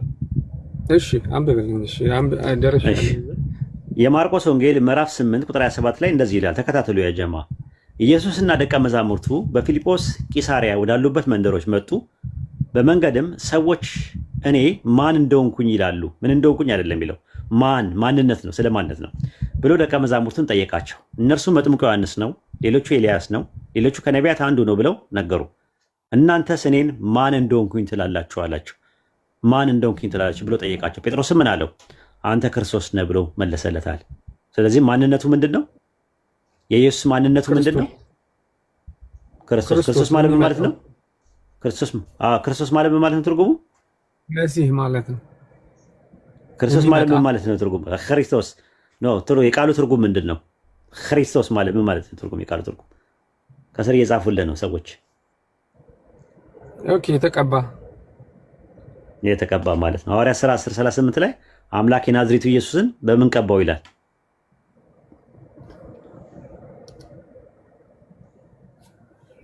በምን ቀባው ይላል ማለት ምንድነው? በምን ቀባው አልገባኝም። አምላክ የናዝሬቱ ኢየሱስን በምንና በምን ቀባው ይላል? ሐዋርያት ሥራ 10:38 ላይ በምን ቀባው ይላል? በመንፈስ ቅዱስና በኃይል ምን አለው ይላል? በመንፈስ ቅዱስና በኃይል ምን አለው? ቀባው ይላል አይደለ? አዎ። ስለዚህ ያ የተቀባው ማንነቱ ነው ወይስ ምንነቱ ነው? ማንነቱ። ስለዚህ ማንነት ነው ማለት ነው። ስለዚህ ማንነቱ ኢየሱስ ማንነቱ ክርስቶስ ነው ማለት ነው። አየህ፣ ይሄንን ማወቅ ያስፈልጋል አለ። እኔም ብታውቁ ኖሮ አባቴን ባወቃችሁ ነበር ሲል ዮሐንስ ወንጌል ምዕራፍ 8 ቁጥር 19 ላይ እና 20 ላይ ሲናገር አባቴ ወዴት ነው ሲሉት እኔም ብታውቁ ኖሮ አባቴን ባወቃችሁ ነበራል። ማወቁ ምንድነው ሲባል እሱ መሲህ መሆኑን ነው፣ ማንነቱ ነው። ሰዎች እኔን ማን እንደሆንኩ ይላሉ አለ። ምን ሳይሆን ማን። ከዛ በኋላ እነሱ ምን አሉ? ዮሐንስ አየህ፣ ማንነት ነው። ኤልያስ ምንድነው? ማንነት ነው። ነብይ ምንድነው? አንድ ነው። እናንተስ እኔን ማን እንደሆንኩኝ ትላላችኋል። ምን ሳይሆን ማን ትላላችሁ ይላል። ማን ነው የምትሉኝ? he said unto them but whom say yet that I am ነው ያለው። whom do men say that I am? እኔ ማን እንደሆንኩኝ what ሳይሆን who ነው የሚለው ዲሚኒቲቭ ፕሮናውን ማለት ነው። ማን እንደሆንኩኝ። ስለዚህ የኢየሱስ ማንነቱ ምንድነው? መሲህ ነው። ማንነቱ ምንድነው? ነብይ ነው። ማንነቱ ምንድነው? መልእክተኛ ነው። ይሄ ምን ይባላል? ሜታፊዚካል ይባላል። ኦንቶሎጂካሊ ደግሞ ምንድነው ከተባለ ከድንግል ማርያም ማዕፀን የተገኘ የማዕፀኗ ፍሬ ሰው ነው። ማርያም ሰው ነች። የዳዊት ዘር ናት። የአብርሃም የይስሐቅ የያዕቆብ የተስፋ ቃል የነበረ ከአብርሃም ከያዕቆብ ቤተሰብ ውስጥ የመጣ ነው የናዝሬቱ ኢየሱስ። ኢየሱስ የሚለው ስም ራሱ ከስሙ ጀምሮ የፍጡር ስም ነው። የናዝሬቱ ኢየሱስ የሚባለው ደግሞ የተገኘበት ነው። ከእሴይ ግንድ በትር ይወጣል ከስሩም ቁጥቋጦ ያፈራል ነው የሚለው ኢሳይያስ 11:1 ላይ። ስለዚህ የናዝሬቱ ኢየሱስ ከናዝሬት የበቀለ ከዳዊት ቤተሰብ ውስጥ የበቀለ የድንግል ማርያም የማዕፀኗ ፍሬ ነው። ሉቃስ 1:49 ላይ ምንድን ነው ያለችው? እርሱ ብርቱ የሆነው በእኔ ታላቅ ስራን ሰርቷልና አለች፣ አድርጓልና አለች። በእኔ ታላቅ ስራ ማን ነው የተሰራው? ድንግል ማርያም ማዕፀን ውስጥ አንዱ አምላክ ኢየሱስን ሰርቶታልና። ምን አድርጎ? የሉቃስ ወንጌል ምዕራፍ 1 ቁጥር 42 ላይ ቁጥር 43 ላይ እንደዛ ነው ያለው። አንቺ የተባረክሽ ነሽ፣ የማዕፀንሽን ፍሬ የተባረከ ነው። የድንግል ማርያም ማዕፀን ውስጥ የነበረው እንቁላሉ ፍሬዋ ያለ ስፐርም ሴል ያለ ወንድ ዘር ያለ ዘርአ ብእሲ በመንፈስ ቅዱስ አማካኝነት እንዲጸነስ ተደርጎ የመጣው ኦንቶሎጂካሊ ሰው ነው የመጣው። ሜካኒካል ፈንክሽን ኬሚካል ሪያክሽን አድርጎ የመጣው ምንድነው? ፕሮሰስ አድርጎ የመጣ አንድ ሰው አለ። ያ ሰው ማንነቱ ወይም ደግሞ ሜታፊዚካሊ ምንድነው? መሲህ ነው፣ ክርስቶስ ነው፣ ነብይ ነው፣ መልእክተኛ ነው፣ ባሪያ ነው። ይህንን ነው የሚያሳይ። ይህን ማወቅ ነው የዘላለም ሕይወት የሚያሰጠው ነው የሚለው ዮሐንስ 17:3 ላይ። እሺ ማወቅ ብቻ ሳይሆን ታውቁት ከአሁን ሰዓት ጀምራችሁ ታውቁታላችሁ አይታችሁትማል ሲልስ እኮ ማየት የሚባለው ምን በተክለ ሰውነት ነው? እኔን ያየ አብን አየ ማለቱ ነው እኮ። ምን ማለት ነው ማየት ማለት? ለምሳሌ እናንተን የሚቀበል እኔን ይቀበላል አለ ኢየሱስ። ምን ማለት ነው? እንዴት ነው የምትረዳው? እናንተን የሚቀበል እኔን ይቀበላል፣ እኔን የሚቀበል የላከኝን ይቀበላል ይላል። ምን ማለት ነው? ምን ማለት ነው ትርጉሙ ራሱ ግራማቲካሊ አንተ የምትረዳው ምንድን ነው? በመቀበል ደረጃ ያው ማንም ግልጽ ነው። ያው እናንተን መቀበል ማለት ላኪው ኢየሱስ ስለሆነ ኢየሱስን ደግሞ የላከው አባቱ ነው። ግራማቲካል አንድ አይነት ነው ነው የምነግርህ። ይኸውልህ ምን ይላል መሰለ ሉቃስ 10:16 ላይ እናንተን የጣለ እኔን ይጥላል፣ እኔን የጣለ የላከኝን ይጥላል አለ። እናንተን የጣለ እኔን ይጥላል ማለቱ ሐዋርያትን መጣል ኢየሱስ እንደመጣል ነው ማለት ከሆነ እኔን ያየ አብን አይቷል ማለት ወልድን ማየት አብን እንደማየት ነው ማለት ነው ትርጉሙ። ሌላ ምንም ትርጉም የለውም። ዮሐንስ ወንጌል 5:46 ላይ ያው ሙሴን ብታምኑ እኔን ባመናችሁ ነበር አለ። ሙሴን ብታምኑ እኔን ባመናችሁ ነበር ማለት ሙሴን ኢየሱስ ነው ማለት አይደለም። ሙሴን ማመን ኢየሱስ እንደማመን ነው ማለት ነው። እንደዚሁም በተመሳሳይ እኔን ያየ አብን አይቷል ማለት እንደዛ ነው። ዮሐንስ ወንጌል 12:45 ይኸው እኔን የሚያይ የላከኝን ያያል አለ። ዮሐንስ ወንጌል 14:7 ላይም እኔን ብታውቁ አባቴን ደግሞ ባወቃችሁ ነበር ይላል። ዮሐንስ ወንጌል ምዕራፍ 15 ቁጥር 23 ላይ እኔን የሚጠላ አባቴን ደግሞ ይጠላል አለ። እኔን ሲል አንድ ፐርሰን አለ፣ የላከኝን ሲል ደግሞ ሌላ ፐርሰን አለ። ዮሐንስ ወንጌል 15:24 ላይም አሁን ጀምሮ እኔንም አባቴን አይተውማል ጠልተውማል አለ። አየው ዮሐንስ ወንጌል 14:7 ላይም እንደዛ ነው። ከአሁን ጀምሮ ታውቁታላችሁ አይታችሁትማል አለ። ስለዚህ ማቴዎስ ወንጌል 10:40 ላይም እናንተን የሚቀበል እኔን ይቀበላል፣ እኔን የሚቀበል የላከኝን ይቀበላል አለ። እናንተን የሚቀበል እኔን ይቀበላል ማለት ሐዋርያትን መቀበል ኢየሱስ እንደመቀበል ነው ማለት ከሆነ እንግዲህ ያው እኔን ያየ አብን አይቷል ማለት ወልድን ማየት አብን እንደማየት ነው ተብሎ ነው የሚተረጎመው። አይ ካልክ ደግሞ በመጽሐፍ ቅዱስ ውስጥ እኮ መላእክቶችን ሰዎች አይተው ማንን አይተናል ብለው ይገረሙ ነበረ ብለን ስንል እግዚአብሔርን አይተናል ብለው ይላሉ። ለምንድን ነው እኔን ያየ አብን አየ ያለው ስንል ኤፌሶን ምዕራፍ 1 ቁጥር 21 ላይ ታገኘዋለህ። በክርስቶስ ባደረገው ስራ የብርታቱ ጉልበት ይታያልና አለ። የማን ብርታት ጉልበት የሚታየው? የእግዚአብሔር የአብ ነው ወይስ ወልድ ነው የብርታቱ ጉልበት የሚታየው? የአብ እኮ በማለ በክርስቶስ ባደረገው ስራ አለ። ስለዚህ ይህንን ነው የሚያሳየው እንጂ ስለ ተክለ ሰውነት አይደለም የሚያወራው። ዘፍጥረት 16:7 ላይ የያህዌ መልአክ በውሃ ምንጮች አጠገብ አገኘችው።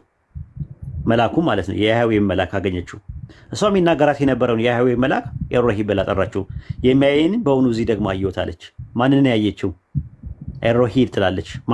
ማንን አየዋለች? እግዚአብሔር ነው። ማንን ያየችው ግን? መልአክ ነው። መልአኩን ያየችው። አዎ መጽሐፈ መሳፍንት ምዕራፍ 14 ቁጥር 21 እና 22 ላይ ያን ጊዜ ማኑሄ የእግዚአብሔር መልአክ መሆኑን አወቀ። ማንንም ሚስቱ ምን አላት? እግዚአብሔርን አይተናልና ሞትን እንሞታለን አለ። ማንን ያየው? መልአኩን ያየው ወይስ እግዚአብሔርን ያየው? በእግዚአብሔር ነገሩ እዛ ላይ እኔ እግዚአብሔር ነኝ ነው የሚለው አይደለ? ነው መልአኩን ያዩት ወይስ እግዚአብሔርን ያዩት ነው ጥያቄው። መልአኩን ነው። ለምን እግዚአብሔርን አየናሉ? መስዋዕቱን ስለተቀበለ በመስዋዕቱ እኮ መልአኩ እግዚአብሔር ነው ማለት ነው ወይስ መልአኩ ማየት እግዚአብሔር እንደማየት ነው የሚቆጠረው? በዛ አውድ መሰረት ያው እግዚአብሔርን እንደማየት ነው የሚቆጠረው መልአኩን ማየት። አዎ ዘፍጥረት 32:24 ላይ ደግሞ ያዕቆብ ብቻውን ቀረ፣ እስከ ንጋት ድረስ ከአንድ ሰው ጋር ይታገል ነበር።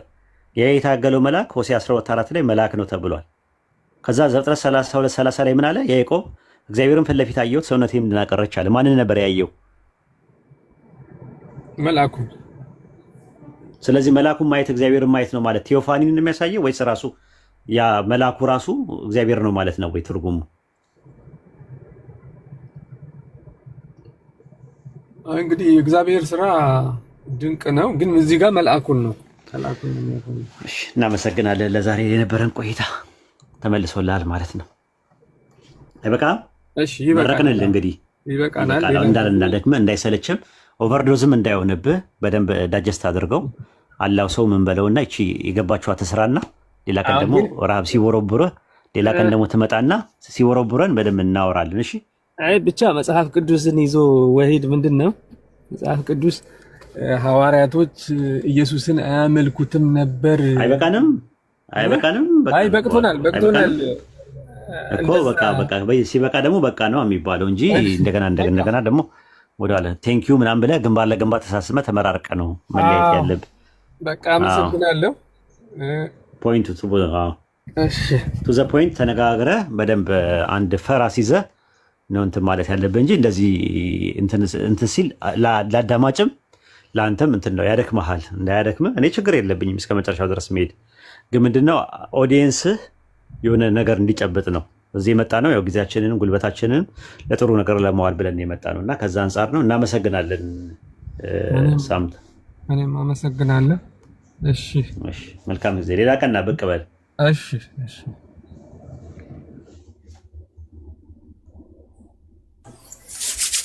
ዋው ጀዛከላሁ ኸይረ ጀዛ ኡስታዝ ባረከላሁ ፊክ። አላህ ይጨምርልህ። አላህ ያከለ ሳሚ በጎሪጥ እያየኝ ነው። ሲያፈጥብኝ ነበር የዋለው። ይስጥህ ሳሚ ወንድሜ ቀጥል። የለም እንቅልፉን ተኝቷል። ቅድም ነበር ሲያፈጥብኝ ነበር። ታፕታፕ ሙሉት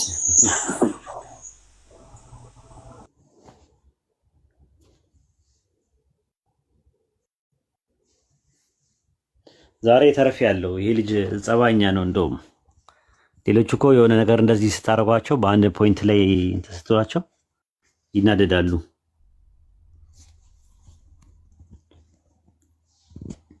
አይ በጣም የሚገርሙ ሌላ ቤት ተጀምሮ የነበረ ነው አይደል ኡስታዝ?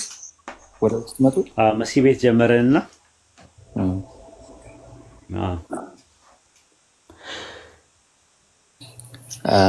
ያው እንግዲህ ስትደርስ እኔም ስናገር የነበረው ነገር ለወገናችን ሴና የአምላክን አንድነት ስላሴ የሚባል ነገር የሰዎች አስተምህሮ እንጂ አምላክ ስለራሱ እኔ ከአንድ በላይ ነኝ ብሎ አልተናገረም። ነገር ግን አንድነቱን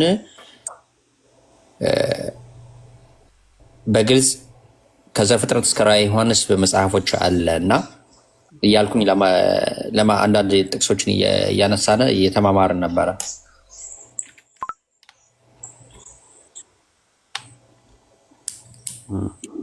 ሴና ያው ለጊዜው ታች ናት ያለችው። ሴና 3 ናቸው አይደለ? ቲክቶክ ላይ ያሉት 3 ናቸው አይደለ? ሐሰን ሴናዎች አሁን 3 ነው አላ 3 ናቸው። ሁለቱ ሰልመዋል። አንድ ነው የቀረችው ታች ነው ስጋ ለብሳ የወረደችው እሷ ናት። ሁለቱ ላይ ናቸው ያሉት እና በቅርብ ቀን ትመለሳለች ወደ ነበረችበት ቦታ ኢንሻአላህ። ተስፋ አንቆርጥም። ስጋ ለብሳ መታ ነው እሷ ወደታች የወረደችው።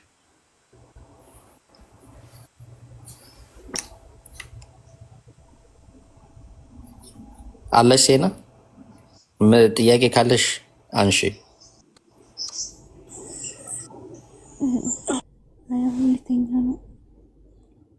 ኧረ ይደክማታል አሁን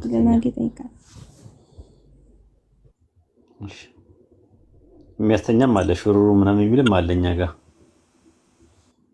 ማንን ላክልሽ? ዳሪያን ወይስ ሀዩቲን? ማንን ላክልሽ?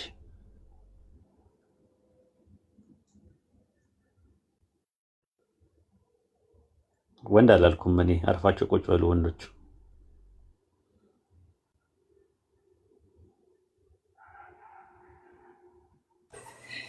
ከታች አንድ ቁጥር የሚጽፍ ሰው አለ። ላስገባ ኡስታዝ? ዶክተር የባህል የሚል ዶክተር የባህል የሚል አንድ ቁጥር እየጻፈ ነው በተደጋጋሚ። አይደል ነው ሙስሊም ነው ወይስ ሙስሊም አይደለም? ላስገባው እስኪ። ይጓችሁ ችግር የለውም። ሰላም ብሎ ሌላ ቀን ይመጣል።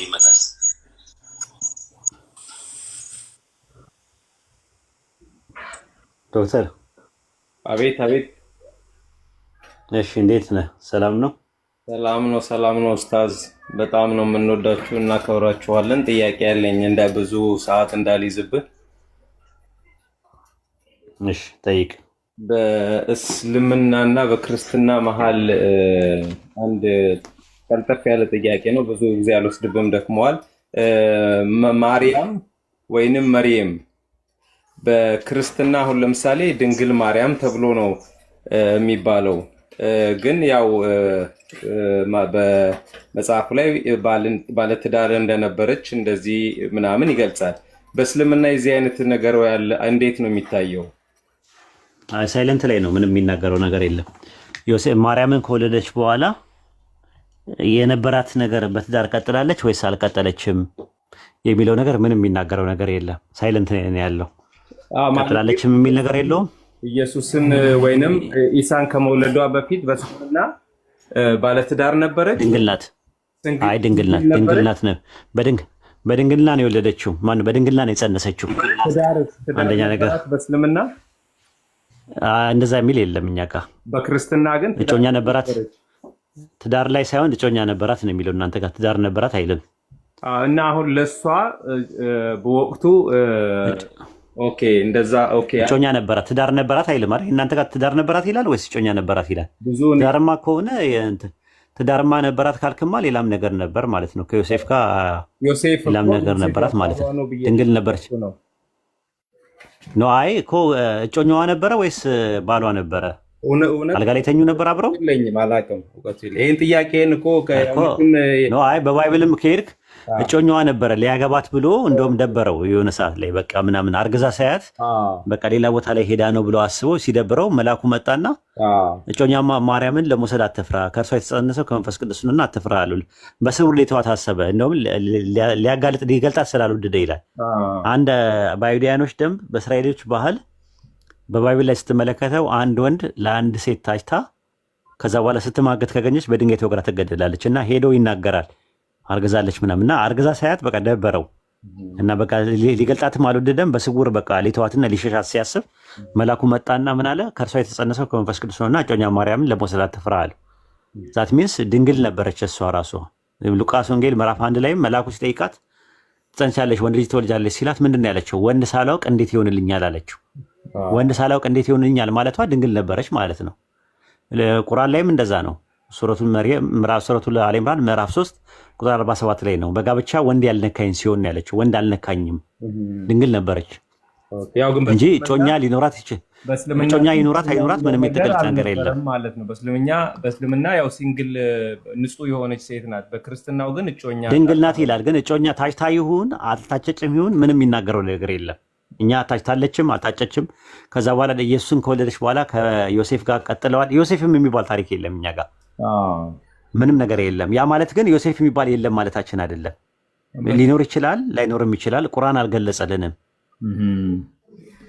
ኦኬ ቴንክ ዩ በጣም ነው የማመሰግነው። እንደዚህ አይነት ነገር ነው። እንደገና ደግሞ ኢየሱስ ጋርም ጥያቄ ይፈጠራል። ለምሳሌ ዘ ሰክሬት ኦፍ ዶስ የሚባለው መጽሐፍ ላይ ከ4ኛው ክፍለ ዘመን ላይ የተገኘ መጽሐፍ ነው። ኢየሱስና መግደላዊት ማርያም ተጋብተው ፈረንሳይ ሄደው ሳራ የምትባል ልጅ ወልደው እንደነበረ ይናገራል። ዳቪንቺ መጽሐፍ ላይ ከሆነ ዳን ብራውን የጻፈው ላይ ኦኬ አሁን እሱናማ እኛውን ኢየሱስ አግብቷልም ቢልም አንድ ሰው አላገባም ቢልም ሳይለንት ላይ ነው የኛም ትምህርታችን። አላገባም የሚል ነገር የለም፣ አግብቷልም የሚል ነገር የለም እኛ ትምህርታችን ላይ። እሺ በጣም እንደዛ ማለት ነው። በጣም ነው የማመሰግነው። አይ ችግር የለም ችግር የለውም። መልካም ጊዜ።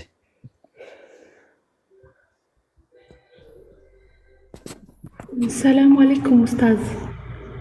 ወአለይኩም አሰላም ወራህመቱላሂ ወበረካቱ።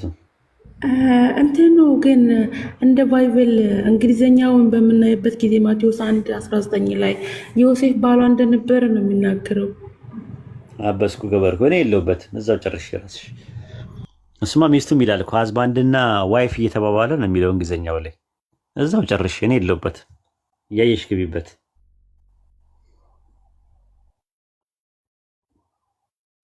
እኔ እጮኛ የሚለውን ነው አማርኛውን ያየሁት። አንቺ እንግሊዝኛው ጋር ገብተሽ ጉድ እየሰራሽን ነው አለሽ። አዩቲ ዋናው ኡስታዝ እየሳቅኩ ነበረ ሙይት አድርጌ። አንቺ ትስቂያለሽ፣ እነዚህ ተቃጣያለሽ።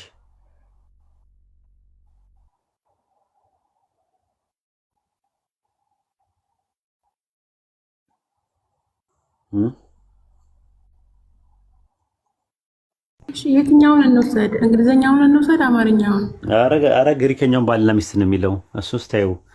እኔ እሱ አይደለም ክፉ አታናግሪኝ በዚህ ሌሊት ብዬ ነው።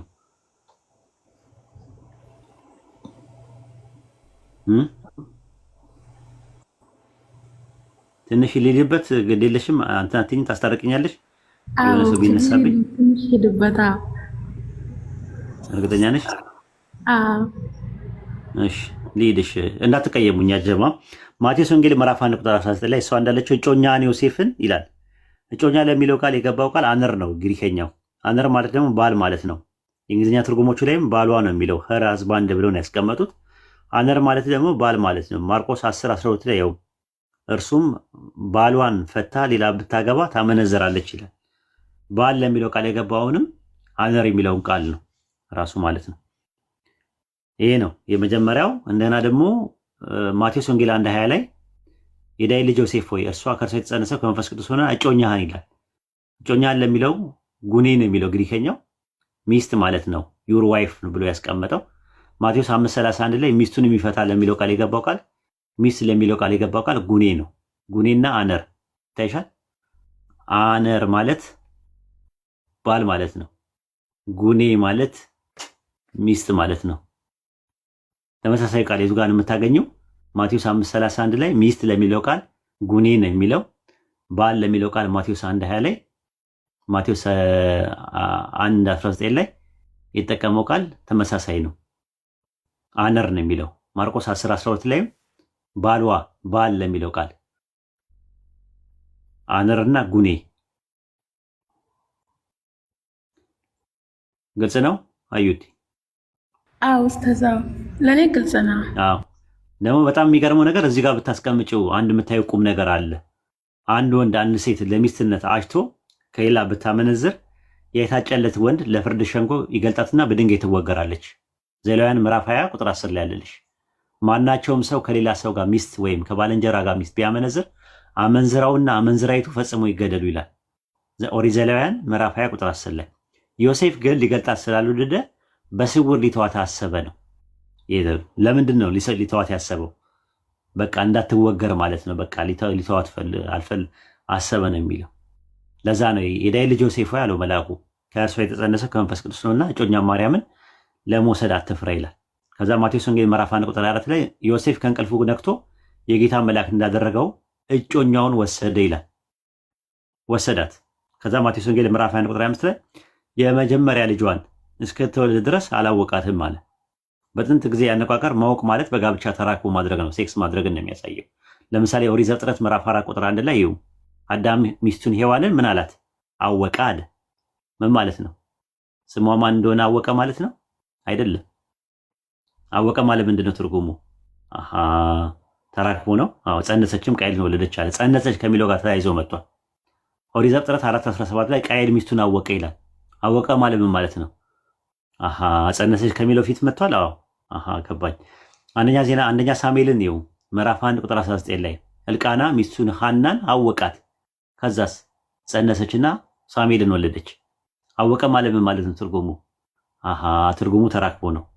አንደኛ ነገሥት ምዕራፍ 1 ቁጥር 4 ላይ ይኸው ዳዊት ባረጀ ጊዜ ሲሸመግል ሲበርደው ተኝታ የምታሞቀው ሴት ተፈለገትለት። ከዛ ሱነማይት አቢሳን አመጡለት። ግን ስላረጀ ተራክቦ ማድረግ አልቻለም ነበረ። ስለዚህ ምን አያውቃትም ይላል። አብራው እየተኛች አያውቃትም ነበር ይላል አንደኛ ነገሥት 1:4 ላይ። ስለዚህ አያውቃትም ማለት ነው ተራክቦ አያደርግም ነበር ማለት ነው። ስለዚህ የመጀመሪያ ልጇን እስክትወልድ ድረስ አላወቃትም ማለት የመጀመሪያ ልጇን ከወለደችው በኋላ የመጀመሪያ ልጇን ኢየሱስ ክርስቶስን ከወለደች በኋላ ምን ያላታል ማለት ነው? ያውቃታል ማለት ነው ትርጉሙ ማለት ነው። እና ከዚህ አንፃር ኢየሱስ የኢየሱስ እናት ማርያም ከዮሴፍ ጋር ባልና ሚስቶች ነበሩ የሚለውን በተወሰነ መልኩ የሚያሳይ ነገር እንግሊዝኛውም ግሪከኛውም ተመሳሳይ ነው። አነርና ጉኔ እያለ ነው የሚጠቀመው። ግልጽ ነው። ኡስታዝ ጀዛከላ ኸይር። ግን አታጣይኝ፣ እንደዚህ አይነት ጥያቄ አትጠይቅኝ አንቺ ልጅ። አሁን ሁለተኛ ለሶስተኛ ጊዜ ነው ስታጣይኝ። በቀደምም ስታያይኝ የነበረው አንቺ ነሽ ራሱ። ኢየሱስ ለኃጢአት ስርየት የንስሐ ጥምቀት ተጠመቀ ያልሽው አንቺ ነሽ በቀደም። እሱን አይደለም ምን ያልኩት፣ ሴቶች ከ4 በላይ ከ5 በላይ ማግባት አለባቸው የሚለውን ነው። አንቺ ትታበዣዋለሽ ደግሞ ወደ ዘለሽ ደግሞ አንቺም ወደ እነሱ ጋር ትሄጃለሽ። እኔን የሚያጣላ ነገር ከእነሱ ጋር ላስተምርበት። ኡስታዝ አሁን እኮ በጣም ችግር የሆነው ማለት ነው። ለምሳሌ እንግዲህ አብዛኛዎች ከሀገር ውጭ ከሀገር ርቀው የሚኖሩ ኢትዮጵያውያን የሚወልዷቸው ልጆች ቀጣዩ ጄኔሬሽን አብዛኛው ማለት ይቻላል ከአማርኛ ቋንቋ ከቋንቋቸው አንጻር ራቅ ብለው የእምነታቸው መጽሐፍ በእንግሊዝኛ የሚያነቡበትና የሚረዱበት ሚዛን ይደፋል። ያ ከመሆኑ አንጻር ወላጆቻቸው በአማርኛ እያነበቡ ልጆቻቸው በእንግሊዝኛ የሚያነቡ ከሆነ እንደዚህ አይነት የቃላት መዘጠራል በቀጥታ ያለመተርጎም ነገር እንዴት ነው እምነት ላይ ሊቀጥል የሚችለው? ሎጎስ የሚለውን እኮ የግሪኩን ሎጎስ እኮ በቀጥታ ቋንቋው ራሱ ሲተረጎም ምክንያት እንጂ የሚለው ወደ አማርኛ ሲመጣ ቃል የሚለውን በቀጥታ አይሰጥም። ወደ አማርኛ ይተርጎም ሲባል ራሱ ማለት ነው። ይህን አሁን የአማርኛን መዛባት በተመለከተ ለምሳሌ ዘፍጥረት ምዕራፍ 19 ወደ ሎጥ የመጡት እንግዶች አንድ የሚናገሩት ነገር አለ አማርኛው ላይ ማለት ነው። ምዕራፍ 19 ምን ይላል አማርኛው? ሎጥንም ጠርተው እንዲህ አሉት፣ በዚህ ሌሊት ወደ ቤት የገቡትን ሰዎች ወዴት ናቸው? እናውቃቸው ዘንድ ወደ እኛ አውጣቸው ይላል አማርኛው። እንግዲህ ምን ማለት ነው? እናውቃቸው ማለት ያው ስሞቻቸው እንዲተዋወቁ ነው። ይሄ ሰላምታ ተሰጣስተው ስም ማን ነው ምናምን ነው የሚሏቸው? ግልጽ አድርግልኝ። እንግሊዘኛው ላይ ብትሄዱ ማለት ነው። እንግሊዘኛው ላይ ብትሄዱ በጣም ገራሚ ነገር ነው የምታነቡት። አማርኛው ላይ የሌለ ወይንም በቃ በቀጥታ ይህንን ነገር መተርጎም ስላልፈለጉ አንድ የ10 ዓመት ልጅ ወይም የ12 ዓመት ልጅ ይህንን አማርኛውን አንስቶ ቢያነበው እንዴ ምንድን ነው እየሆነ ያለው እዚህ ጋር ብሎ የሚጠይቅበት ዘመን ላይ ነው ያለ ነው። ግን አማርኛው እንግሊዘኛው ላይ የሚለው በምስል አድርገውና ሰዎች እንዲያነቡ ጉድ እኮ ነው። አንተ ማታመጣብን ነገር የለም። ማንበብ የሚፈልግ በምስል ማንበብ ይችላል። ኧረ ፊት ታየ። እኔ እኮ ግልጽ ያለን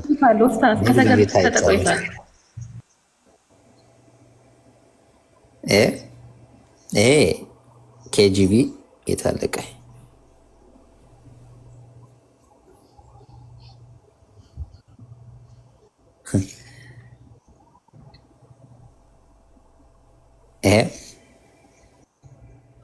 ይታያል ኡስታዝ? we can have sex with them አበስኩ ገበርኩ በግልጽ አመጣው። አማርኛው ላይ ግን ምንድነው የሚለው? እናውቃቸው ዘንድ ነው። እስቲ አዲሱ መደበኛ ትርጉም አድርግልኛ እንዴ።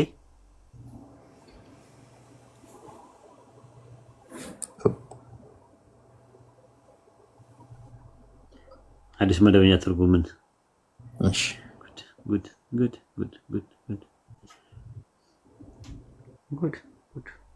ዘፍጥረት የራሱ ኦርደሩ ራሱ የተዛባ ነው እዚህ አፕሊኬሽን ላይ አያዋለሁ። ወይ ደግሞ በግሌ ቁጥር 5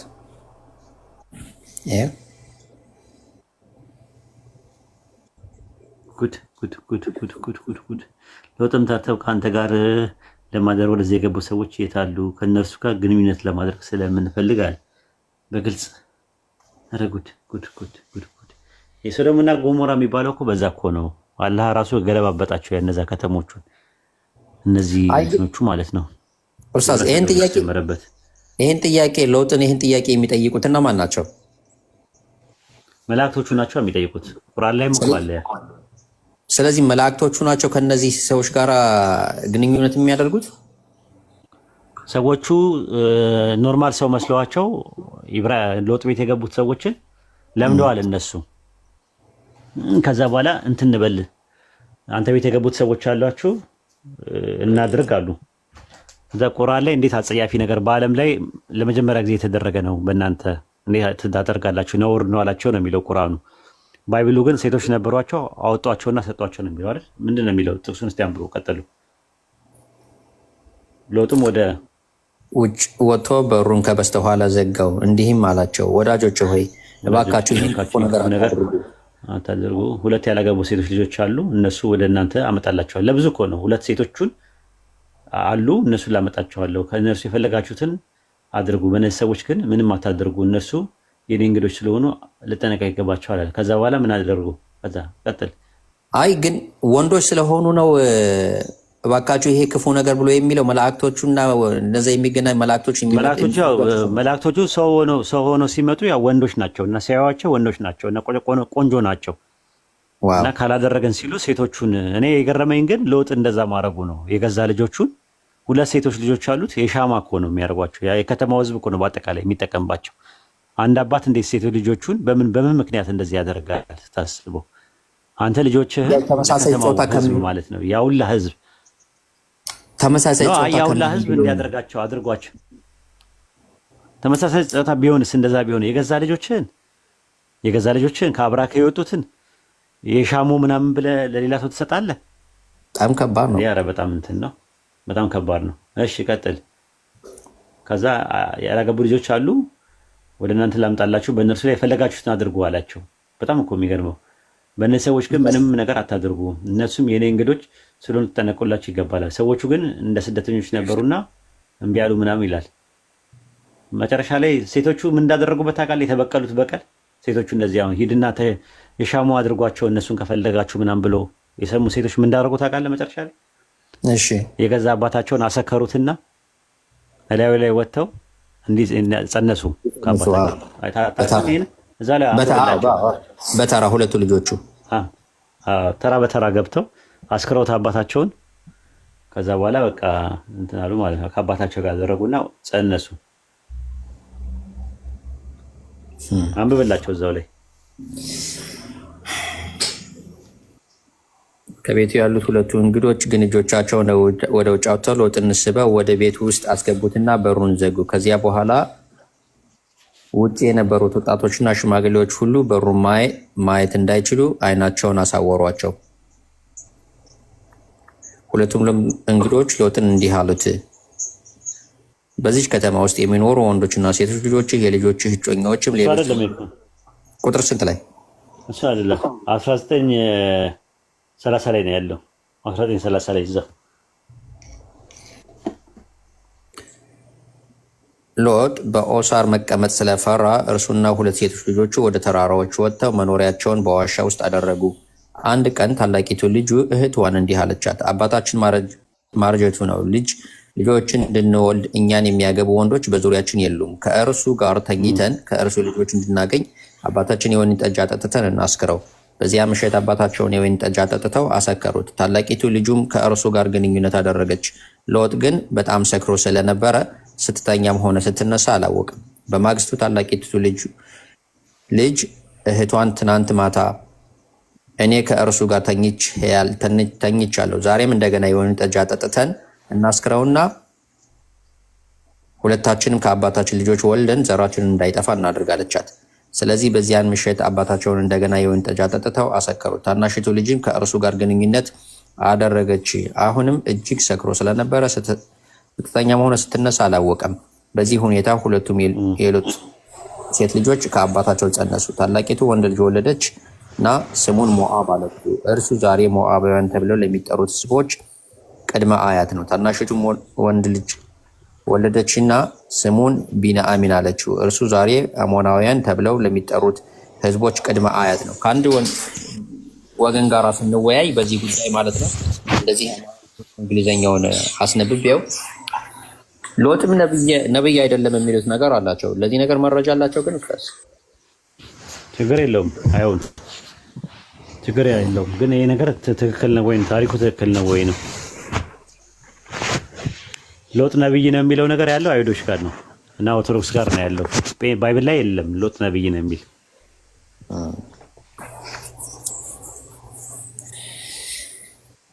አሜዚንግ ወገኖች ካላችሁ መግባት ትችላላችሁ። ጋር እኔ ልውጣ። አንዲት መንገድ ይሄን አሰምተኝ ምን ነው ልጅን ከአብራክ የወጣችሁን ልጆችን የሻሙ አድርጓቸው እንደፈለጋችሁ አድርጋችሁ ብለህ ለከተማው ሕዝብ ስትሰጥ ከዛ ያውላ ወንድ ተሰብስበው 2 ልጆች ከአብራክ የወጡት ልጆች አስበው፣ ሴት ልጅህም ማለት ነው። ለዛውም እንዴት እንደሚዘገንን ከአብራክ የወጣችሁ ማለት ነው። ከአንተ አብራክ የወጣችሁን ልጅህን አይደለም እንትን ስትማግጥ አባት እንዴት እንደሚሆን መቼም ሴት ልጅ ያለው አባት ያውቀዋል ምን አይነት ስሜት እንዳለው። ስሜቱ እንዲህ አይነት ስሜት ያለውን ከአብራክ የወጣች ባባ ምናምን እያለች አፏን የፈታች ሕፃን ልጅ እያያት ድክ ብላ አድጋ ልጅ በእንደዚህ አይነት ህይወት ውስጥ እንትን ማለት በጣም ከባድ ነው። በጣም ነው እንትን የሚዘገን ነው። ከዛ በኋላ ደግሞ እንደገና ደግሞ ጽንስ እንጽነስ የከተማ ወንዶች አልቀዋልና በቃ ከአባታችን እንጽነስ ብሎ ሌላ ቦታ እኮ መሄድ ይችላሉ። ሌላ ሀገር መመለቀቅ ይችላሉ። የግድ ከአባታቸው ጋር መሆን የለበትም። ያሳዝናል። ኡስታዝ ከመውረድ በፊት ሰላም አለይኩም። ወአለይኩም ሰላም ወራህመቱላሂ ወበረካቱ። እንትን ሁድ 11 ላይ የተጠቀሰው በምን አኳያ ነው? ስለ ሉጥ ልጆቹን እንትን ስለማለቱ ማለት ነው። ምን ይላል? ምን ይላል? ህዝቦቼ ሆይ እኚህ ሴቶች ልጆቼ ናቸው፣ እነሱ ለእናንተ ይልቅ በጣም የጸዱ ናቸው ይላል። አላህንም ፍሩ፣ በእንግዶችም አታሳፍሩኝ፣ ከእናንተ ውስጥ ቅን ሰው የለምን አላቸው ይላል። ምዕራፍ 11 እሱ በጋብቻ ነው የጠየቃቸው። የቁርአኑ በጋብቻ እኮ ነው። እንደፈለጋቸው አድርጓቸው አይደለም የሚለው። እንደዛማ አይልም። የጋብቻ ነው። ሙፈሲሮችም እንደዛ ነው። ለዛ እኮ ነው ቁርአን የነቢያትን ክብር በትክክል ያስቀመጠው። ለዛ ነው ወደምንለው ታሪኩ እዛ የተዛባ ነገር ሲመጣ ቁርአን አስተካክሎታል። ያንን መጽሐፍ ማለት ነው። ያ የታሪክ መጽሐፍ ነው፣ ግን በወቅቱ የነበረውን ትክክለኛ ነገር አላህ ነግሮናል። የመርየምን ጉዳይ እንደዛ እኮ ነው። ስለ ዮሴፍ አጨኛ ምናምን ነገር የሚል ነገር እንዲህ አይነት ጣጣ ውስጥ አይገባም። ክርስቲያኖች እርስ በርሳቸው የሚጨቃጭቁበት፣ ጴንጤና ኦርቶዶክስ የሚጨቃጭቁበት የማርያም ጉዳይ ዮሴፍ የሚባለው ማርያም ድንግል ናት ወይ ምናምን እንዲህ አይነት ነገር አይገባም። ቁርአን ትክክለኛው ነገር ከፈለጋችሁ በጋብቻ ከፈለጋችሁ ልጆች ያሉላችሁ ነው ያላቸው። መጥተው የጠየቁትን በዛን ሰዓት ማለት የጠየቁትን እንደዛ ነው ያላቸው። መጥተው የጠየቁትን ማለት ነው። ገብቶሃል? የነበሩት ስንት ናቸው የመጡት ታስታውሳለህ? መላእክቶች ስንት ሰዎች ናቸው የገቡት? መላእክቶቹ ስንት ናቸው የመጡት? ሶስት ናቸው። አይደለም። ሎጥ ቤት የመጡት ስንት መላእክት ናቸው? በሶስት የተዘገበ ያለ አይደለም። ሁለት ናቸው የመጡት። አንዱ አብርሃም ጋር ቀርቷል አይደል? አንዱ አብርሃም ጋር ቀርቷል፣ ኢብራሂም ጋር ቀርቷል አይደለ? እንደ ባይብሉ እዛ ሁለት መጡ። አይ በእንትኑ በሙፈሲሮቹ እንዳስቀመጡትም ሶስት ሰዎች ነበሩ አብርሃም ጋር የመጡት።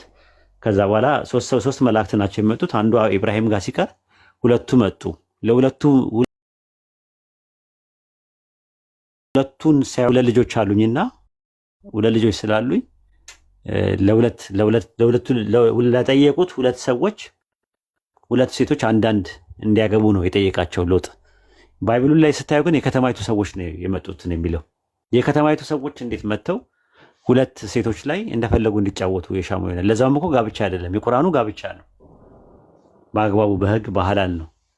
በጣም ልዩነት አለ፣ ሰፊ ልዩነት አለ። ሁና አጥሐሩ ለኩም ይላል። እንደዛ ነው። ሹክራን። ጀዛከላህ ጥያቄ አላስተናገድም የጀማ። ኦኬ አቡኪ ወአለይኩም ሰላም ወራህመቱላሂ ወበረካቱ። እሺ ኡስታዝ ሰላም ነው? ሰላም ነኝ ያለው አልሐምዱሊላህ። ጥያቄ ልጠይቀኝ መስሎኝ በሩጫ ላቀጥ ነው ነበር።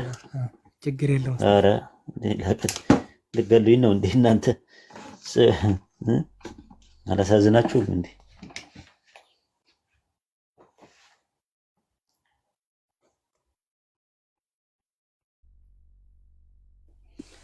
አብዱ መርካቶ አለ። አብዱ መርካቶ አለ። አንተም እንዳተኛና እንዳይዘረግፍን እንደዛ ከመሆኑ በፊት በሰላም እንለያይ ወይ? ይህ መጽሐፍ አለ ለሙሴ የሰጠው ከተውራት መጽሐፍ አንዱ ነው። አይልም እኛ ጋር ተውራት የሚባለው አንድ መጽሐፍ ነው። ዘፍጥረትን የጻፈው ጸሐፊ አይታወቅም። ሙሴም እኮ አይደለም የጻፈው። ተጋሩዬ ዘፍጥረትን የጻፈው መጽሐፍ ጸሐፊው ማን እንደሆነ ማምጣት አትችልም። ራሱ ከባይብል ማምጣት አትችልም፣ እንኳን አይደለም ከቁርአን። ዘፍጥረትን የጻፈው ሰውዬ ጠጅ ጠጥቶም ሊሆን ይችላል። የባቢሎን ምርኮ ጊዜ ችግሩን እነግርሃለሁ ከፈለክ ሌላ ቀናና። ያው ጠጅ ጠጡ ነበር እና ጠጅ ጠጥቶ ነው ራሱ የጻፈው ይባላል።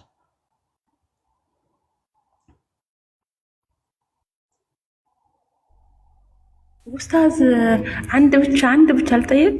አንድ ብቻ ጥያቄ እኮ አይደለም። ተጋሩ እና እስቲ ነገናና እንቀጥላለን። ምን አልሽኝ? አንድ ብቻ እኮ ጥያቄ እኮ ጨረስን እኮ። ጥያቄ እኮ አይደለም እኮ ምንድን ነው ታዲያ? ልጠይቅ ካልሽ ታዲያ ጥያቄ ካልሆነ እንዴት ነው ልጠይቅ የምትይው? ላውራና የሚባለው መፈጸሙና ለመፈጸሙ ብቻ እኮ ጥያቄ ነው የሚሆነው። ላውራ ከሆነ አውሪ። ልጠይቅ ማለትና ላውራ ማለት ይለያያል። የትኛውን ነው የፈለግሽው? ልጠይቅ ነው ላወራ ነው? ጥያቄ ነው። ጥያቄማ እኮ እሺ፣ ቀጥይ። ባንቺ አልጨክንም መቼም። እሺ ቶሎ በይ። ኢሳያስ መቼ ነው እንትን ያ ኢሳያስ 20 ቁጥር 3 ላይ ያለው መቼ ነው ትንቢቱ የሚፈጸመው ወይስ ተፈጽሟል? እሰይ እነ አንዲት መንገድን እነ አቡኪን ከልክዬ ጥያቄ እኔ እኮ የነበረውን ነገር የሆነ ማጽኛ ነው የመሰለኝ እኮ። በይ ነገ ነይ እሺ።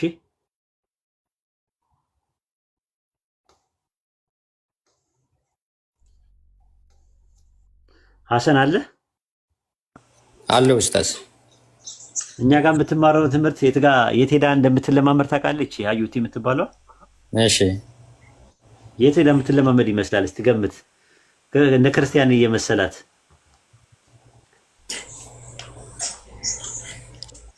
የት እንደምትሄድ አላውቅም። ብዙ ጊዜ እኛ ጋር እኔ ጋርም እናወራለን፣ አንድ ቤትም እንቀመጣለን። ማን የምትጠይቅ ይመስላል? ሄዳ እንደ ክርስቲያን ሆና የምትጠይቀው እና የምትሟገተው ማንን ይመስላል? የምትለማመድበት አላውቅም። አለ እንትን ላይ ማን ነው መጽሐፈ መሳፍንት ምዕራፍ 6 ቁጥር 8 ላይ ያለውን ያ ነብይ ማን ነው የሚለውን ሄዳ ጠይቀው። ከዛ ዳዊት ነው አላት። ዩቲዩብ ላይ ነው ያዳመጥኩት። እና እንደ ክርስቲያን አምጣ ማስረጃ እያለች ልክ እንደ ክርስቲያን ነው የምታወራው። እሱ ደግሞ ይለይልሽ እንደ ክርስቲያን አድርገሽ ከወሰድሽ ላይ ቀር ችግር የለውም ነገር አይነት ነው መሰለኝ። ዝም ብሎ ያድርቃት ነበር። ልጁ ሙስሊም ክርስቲያን አይደለም። ባቢ እኮ ነው ባቢሎን እሱ ላይ ተለማመዳለች። እሱ ጋርማ ተፋጠው ነበር አንዴ። በባለፈውም እኮ በእንትኑ ራሱ በእንትኖች ዲያቆኖች አንድን ሴት ከአንድ በላይ ሆኖ ስለማግባትን እያወሩ ነበረ። ከኦፓል ጋር ተያይዘው ነበረ። እነሱንም ሄዳ እነሱ ላይ ነው የአይጥ መርዝ ሙከራ የምታደርግባቸው ነበርኩኝ ያኔ። እና በሚቀጥለው ቀን ነው መቼ ትነግረኝ መጠከ እንዳገላገልካቸው ምናምን ነገረችኝ። አዎ እኔንም ታስወገረኝ ነበር እኮ እሱን ያመጣሁት ምናምን ብላ ለሁለት ሊያጣደፉኝ ሲሉ ኧረ በህግ አምላክ እነሱን አትጠይቂ ምናምን ብዬ በቃ በስንት መከራ ራሱ ያመለጥኩት እኔ ራሴ። እሳት ላይ ጥላኝ ነበረ። እሳት ላይ ጥላኝ ሄደ። እኔም ዝምታ ነው የመረጥኩት። ነበርኩ በቦታው። ኦኬ የእሱን እሷ ናት የጠየቀችው? ሀዩቲ አንቺ ነሽ እንደ ጠየቅሽው? አዎ ጥያቄውማ እኔ ክርስቲያኖችን አስገቡልኝ ብዬ ምናምን ነበረ። ከዛ ከኦፓል አገናኘኝ እሱ ማለት ነው።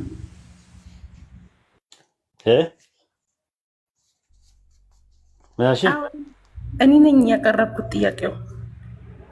ኦኬ እኔ አልገባም ብዬ ዝም። በኋላ ኦፓል ጋርና ባቢ ጋር መፋጠጥ እየተደርሳለሁ። ኦኬ